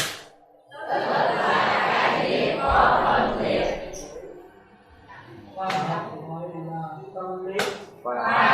gọi là tâm lý. Gồm có cảm giác dễ chịu, khó chịu và không dễ không khó.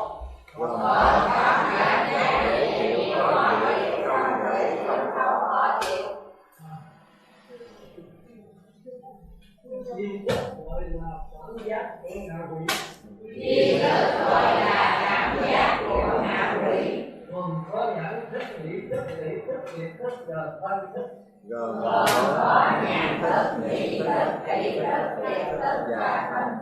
Được chưa? Bây giờ có một cái đọc mình ha. Chứ tôi không có đọc đầu nữa. Đọc mình 3 lần rồi tới mỗi gì nha. Rồi chúng ta mới trở lại cái này là 3 hồi nhập môn. Xong rồi chúng ta mới quay. Chắc thì tới cũng chưa rồi. Quý vị về học trước cho tôi. Phải thương tôi. Thương cái thân còn mai này tôi lấy giảng nó ngon chứ. Chứ quyền cái cán này vô ngoài. Cái quyền có quyền kia mất công. Đã biết xuống quyền ở trong này. Còn ba còn này nữa mà nói gì người ta phá là con. Bây giờ cái tông nào ghi, cái tông nào nghe tôi giảng rồi, cái tông nào phân biệt, quý vị bằng pháp linh không? Không làm một lần 3 việc, bắt một lần 3 tay. Còn quý vị bắt pháp một tay thôi chưa có từ dính nữa. Thành ra nhiều người, mấy người tu niệm Phật đó là tu luôn. Chúng lại đi, rồi niệm Phật qua, hỏi tôi được không sư? Tôi nói được, nhưng mà nhất niệm không. Nếu không nhất niệm thì chỉ niệm Phật một cái thôi. Còn làm hơi 3 cái nhất niệm rồi thì có đạo. Làm sao nhất niệm được? Thì cái tâm mình tập trung vào cái đối tượng, tập trung mạnh chỉ tâm sâu mà mình tập trung có 3 cái được không? Thì chỉ tập diễn nhân anh hùng thì nó có đưa người ta làm một anh hùng. Người ta nắm hết cái nước là Pháp rồi đánh nước đánh cả không cần. Quý vị làm nổi không? Không nổi thì thôi mình trở lại đối luôn. Chị nói đúng không? Chúng ta mình theo phận đối luôn. Con đâu biết tóc mà trồn lên cao cho nó khổ. Mình con gái thì làm con gái thì có kịch phận bụng như con bò. Thì nó đổ một cái bột chỉ dỗ còn ôi mình ở đâu mình làm đó một cái thôi, còn cái thì bỏ niệm Phật tôi pháp qua thôi, nhưng mà pháp qua thì xong việc khỏi trời pháp qua làm sao bằng pháp Phật được, nó là khỏi có Bồ Tát. Bồ Tát là Quan Thế Âm, chú Đại Bi là của Đức Quan Âm, còn Quan Âm là đệ tử của A Di Đà. Thì mình tụng A Di Đà, cái A Di Đà đúng hết rồi, thêm rất hướng dẫn sanh những tụng A Di Đà, tụng chi cái đó. Mỗi một cái là Như Lai ứng cơ duyên thất pháp, ta hằng nghe hằng tạ như vậy. Khi có tội trong đời gì đó thì có đủ. Có 200 mấy câu mình sẽ nhớ. Mình nó tôi có dạy cái đó. Nhưng giờ mất đó. Tất cả đều qua đi. Tất cả đều là pháp. Cái chữ pháp là cái này. Một cái dòng nước, hai dòng nước, ba dòng nước. Thứ là đi.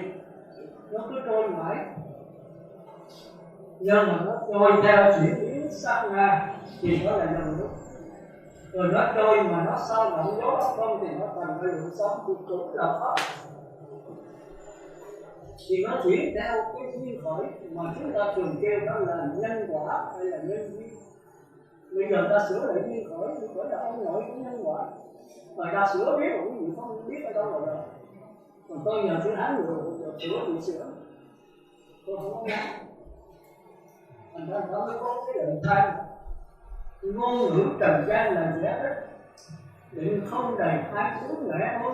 Những bằng chứ tôi mới sửa lại. Ngôn ngữ trần gian là giải thoát. Ngọc tràn vô lượng túi mẹ thôi. Thì nói là của tôi. Nhưng mà nắm được đạo Phật rồi thì cái gì cũng là niết bàn hết. Rồi nắm không được thì cái này là địa ngục hữu trái, cái này địa ngục vô trái, cái này là còn nắm được thì cái này đều là Như Lai hết.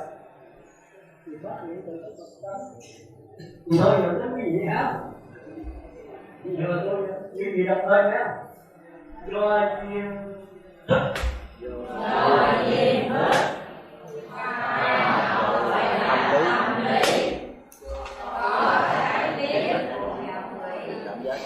Dễ chịu, khó chịu, khó chịu, không khó. Có cái dễ chịu, khó chịu là không dễ không khó. Có cái dễ chịu, khó chịu là không dễ không khó. Chưa có tư tưởng xen vào.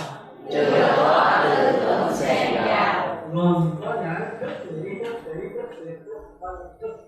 Gồm có nhãn thức nhị thức tỷ thức thiệt thức văn thức. Do duyên thức. Khoa học gọi là tâm lý. Gồm có cái biết. Gồm có cái biết. Dễ chịu, khó chịu, không dễ không khó.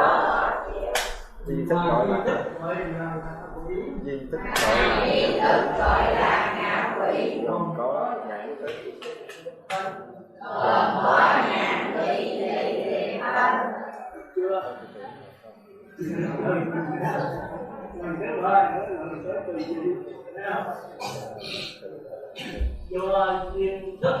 Do duyên thức. khoa học gọi là tâm lý. Có cái biết, dễ chịu, khó chịu, không dễ chịu, không khó chịu. Duy thức gọi là Duy thức gọi là ngạ quỷ. Gồm Chưa có tư tưởng. chưa có tư tưởng. Chưa có tư tưởng sang gà, chưa có tư tưởng sang gà.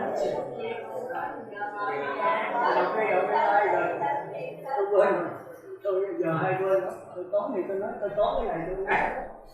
Xưa thì tôi làm chuyện đeo. Bây giờ tôi là tối xin con lên nữa. Giờ bị tai biết là nó nào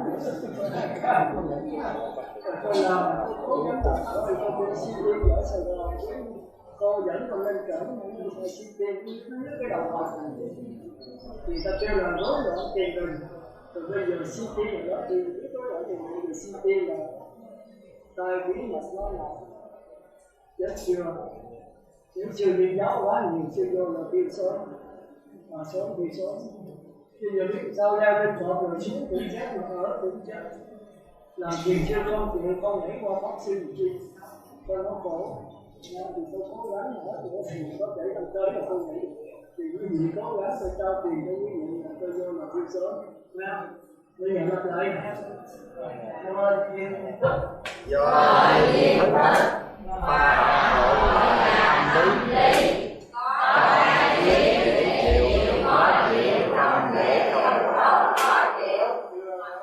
chưa có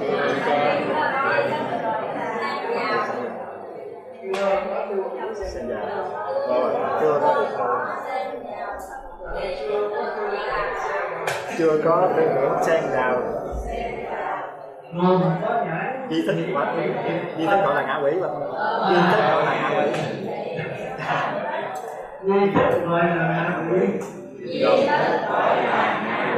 gồm có nhãn nhĩ tỷ thiệt thân gồm có được chưa? Một lần nữa nha. Tôi là hay quên cái gì nhớ thì đi đọc gì cho nó. Tôi phạm tôi với là tôi xin mùa đông mà tôi xích rồi mà xích cái đó lắm nữa. Tôi xích mỗi ngày. Con ơi cảm ơn xích tôi mỗi ngày. Tôi lấy lỡ lên tôi tạo gió tôi xích rồi tôi lên nữa. Thì cái gì còn tôi đi thì cái xích mình lên đó. Thì nó xích lại nữa. Thì có gì đi nữa sẽ lấy tuổi gì nó đi. có cái bí chịu khó chịu không dễ chịu không dễ không dễ chịu không dễ không dễ 70 tuổi trở lên chưa có thực hiện trên giờ 80 tuổi ý thức trở là lên sự quỷ gồm có người siêu nó việc thanh thức ở để bây giờ còn 3 mấy 4 mấy 5 mấy cố gắng tu đi rồi tới lớn tuổi mới xuất rồi đó quý vị xếp lại nó cũng là thôi mà quý vị chắc là cũng không tôi là bây giờ nó không biết khó ra uống rồi là bây giờ không trong môn gì đâu tôi thấy nhỏ nhỏ những gì là nhìn cái bụng là quá trời thằng nít bây giờ mười mấy tuổi là cho ký mình chạy 3-4 độ rồi tôi chưa được 1 độ mà tôi giữ gìn con mắt lần đầu bởi vì cái phần ra suy tưởng nói là những con mắt khôn con mắt đen xì người dạy con mắt thì nó xì nữa quá giữ gìn con mắt là suy tưởng nói thần đó thì nó con mắt là chủ của ta thường tập nó xuống là quán người vua trời xuống tay thì con mắt người ta coi và biết người ta sống này tôi lợi mà phát hiện cho mình con mắt cắn giờ thì biết người này bị phần thân rồi còn con mắt là chết chứ không sống nhìn con mắt thì nó hiện ở cái sự sống này của con mắt mà con mắt mà tôi thấy cần cắn có là 3 đồng ở đây cần hay cần dưới cần nữa là người tâm thật do ăn đồ ăn nhiều quá ăn ngọt ăn đồ chua đồ cay những cái đó để trị không có bác sĩ nào trị không mình trị tôi nhìn nói lại nhé do duyên thức do duyên thức khoa học tâm lý có dễ chịu khó chịu không dễ không khó chưa có tư tưởng gồm có nhãn thức nghĩ thức tỷ thức thiệt thức thân thức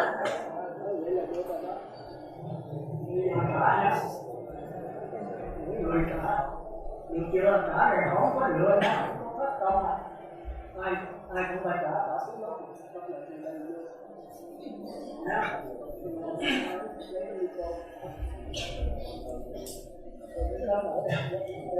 Kính mời Phật đại chúng, con xin đọc lại. Do duyên thức khoa học gọi là tâm lý, có biết dễ chịu khó chịu, không dễ không khó, chưa có tư tưởng xen vào. Duy thức gọi là ngạ quỷ, gồm có nhãn thức, nhĩ thức, tỷ thức, thiệt thức, thân thức.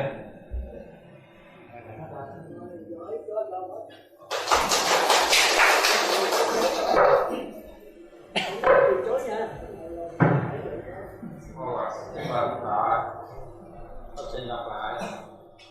Do duyên thức khoa học gọi là tâm lý, có cái biết dễ chịu khó chịu, không dễ không khó chịu, có mà chưa có tư tưởng xen vào. Trong duyên thức gọi gọi là ngạ quỷ, gồm có nhãn thức, nhĩ thức, thức, tỷ thức, thiệt thức, thân thức.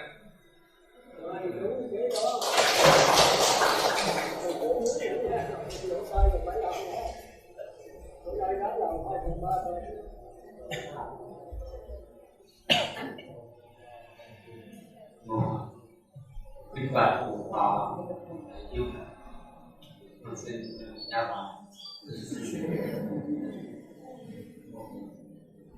Do nhận thức khoa học gọi là tâm lý, có cái biết dễ chịu khó chịu, không dễ chịu không khó chịu mà chưa có tư tưởng xen vào.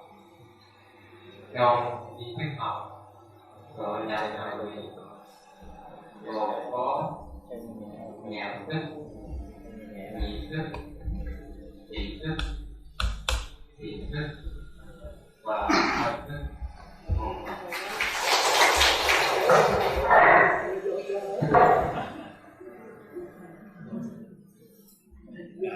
Chúng ta thử tỏ sinh ra do nhiên thức khoa học gọi là tâm lý, gồm có sự biết dễ chịu khó chịu, không dễ không khó, không tư tưởng xen vào.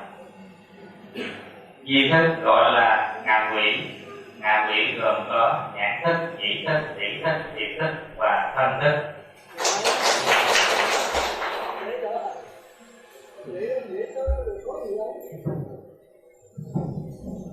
Một phần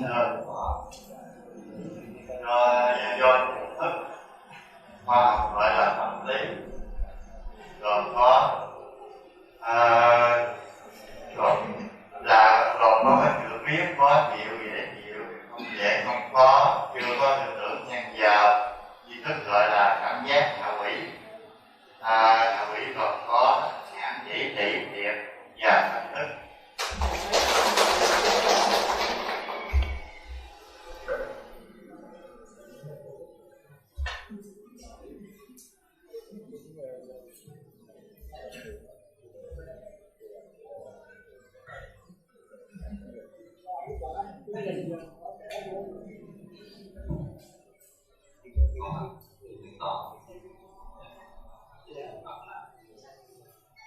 Do những thức khoa học gọi là tâm lý. Tâm lý có cảm giác dễ chịu khó chịu mà không dễ không khó chịu, chưa có tư tưởng không thể xen vào. Duy thức gọi là ngạ quỷ, gồm có nhãn, nhĩ, tỷ, thiệt, thân thức.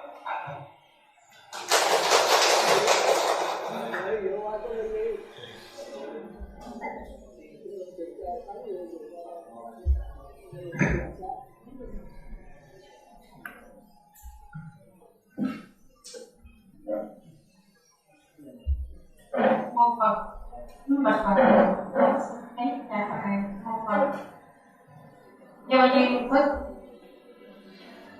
khoa học gọi là tâm lý, không có cái biết phân biệt dễ chịu và khó chịu, cũng không phân biệt và không khó chịu. Duy thức gọi là cảm giác ngạ quỷ, gồm có nhãn thức, nhĩ thức, tỷ thức, thân thức, mô Phật.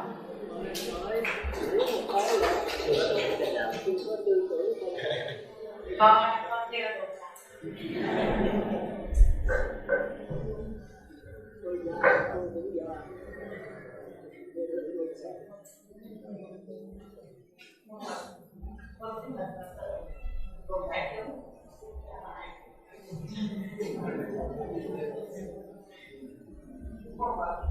Do nhận thức khoa học gọi là tâm lý, có cảm biết dễ chịu khó chịu, không khó, không dễ không khó, nhưng chưa có tư tưởng xen vào. Ý thức gọi là ngạ quỷ. Ngạ quỷ gồm có nhãn, nhĩ,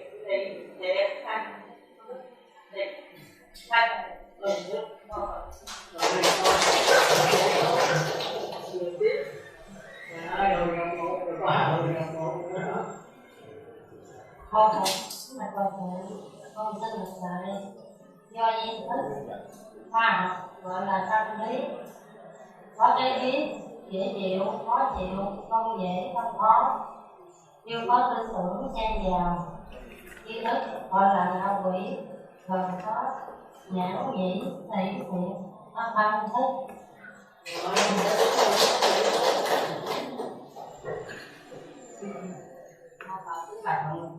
Hòa thượng nọ các bạn do duyên thức khoa học gọi là tâm lý, vừa có cái biết dễ chịu, dễ phát triển, vừa có tư tưởng xen vào, duyên thức học gọi là ngạ quỷ, vừa có tâm thức, nhãn thức, nhĩ thức, tỷ thức, thiệt thức và thân thức. Rồi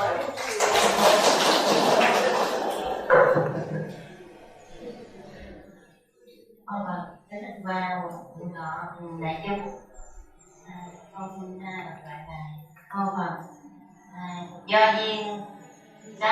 Do duyên thức mà khoa học còn gọi là tâm lý, có cái biết dễ chịu, khó chịu và không dễ chịu, không khó chịu, chưa có tư tưởng xen vào, tri thức gọi là ngạ quỷ, gồm có nhãn thức, nhĩ thức, tỷ thức, thiệt thức và thân thức.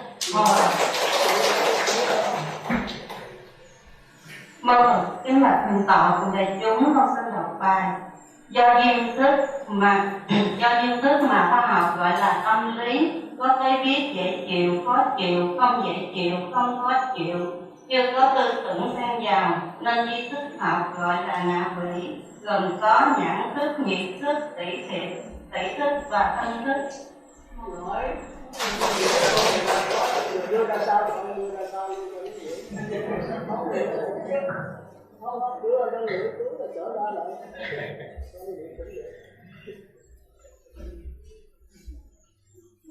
Chính là thực tập, xin phép được trả bài. Do duyên thức khoa học gọi là tâm lý, có cái biết dễ chịu, khó chịu, không dễ chịu, không khó chịu, chưa có tư tưởng xen vào, tri thức học gọi là ngạ quỷ, gồm có nhãn nhĩ tỷ thiệt và thân thức.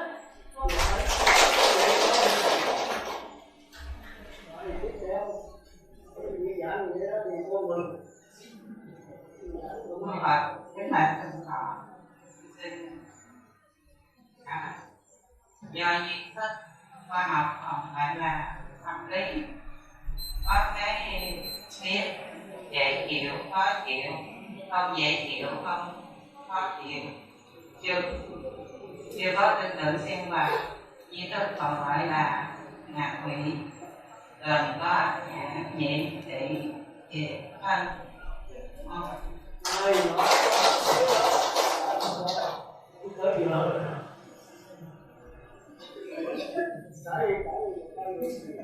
Mô Phật, kính bạch thượng tọa và đại chúng, con xin trả bài. Do duyên thức khoa học gọi là tâm lý, có cái biết khó chịu, dễ chịu, không khó chịu, không dễ chịu, chưa có tư tưởng xen vào, tri thức học gọi là ngạo quỷ, gồm có nhãn nhĩ tỷ thiệt thân thức.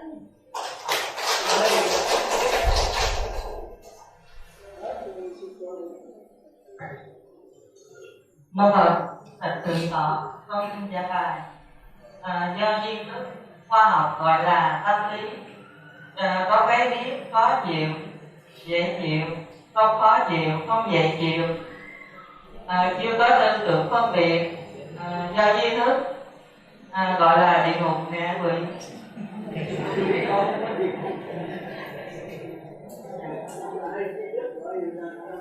Duy thức gọi là ngạ quỷ, nhãn thức, nhĩ thức, thiệt thức, tỷ thức, thiệt thức, thân thức.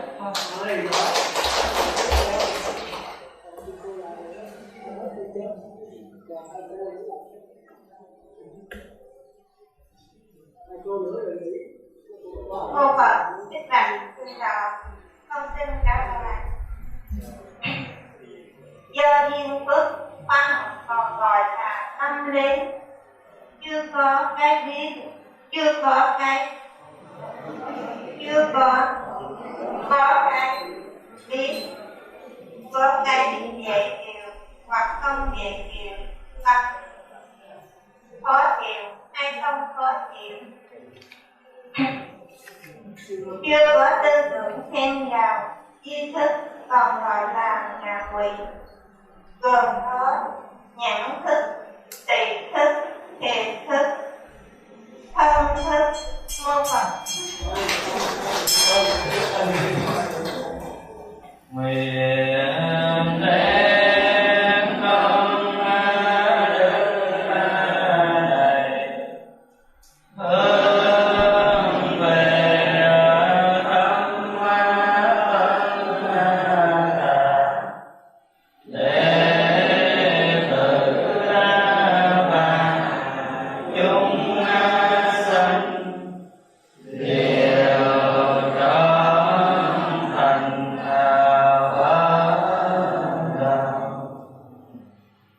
trên không tỉnh thành tội của toàn thể thầy tu hướng về Đức Phật thành Phật kiểm tra. Mô Phật.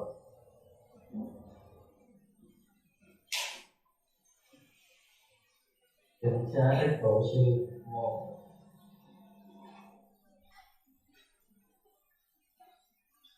Cùng kiểm tra đại tu. Mô Phật.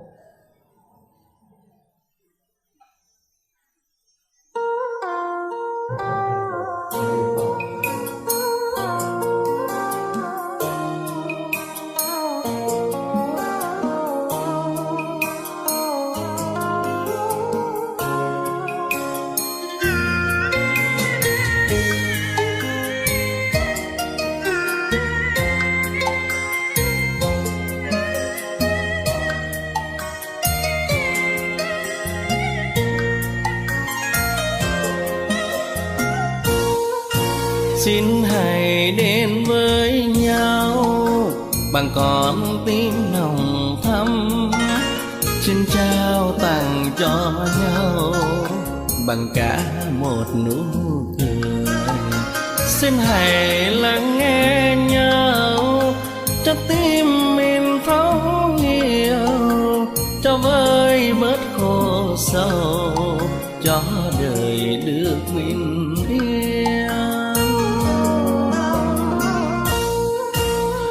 Hãy yêu thương nhau cho lòng luôn mở rộng, cho đôi bàn tay ôm lấy cả cuộc đời.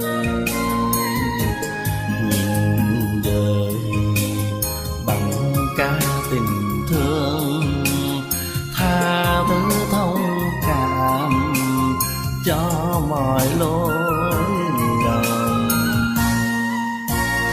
Rồi kể từ đây cho nên ngàn đời, nguồn nước ngọt trong vẫn khơi dòng tuôn chảy. Mọi hận thù cho vơi mất khổ đau, niềm an vui hạnh phúc đến muôn loài, cho hòa bình an lạc mãi ngàn xa.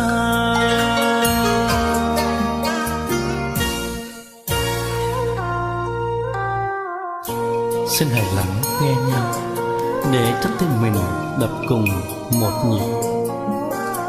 Xin hãy nắm chặt tay nhau để cho mình được gần nhau mãi.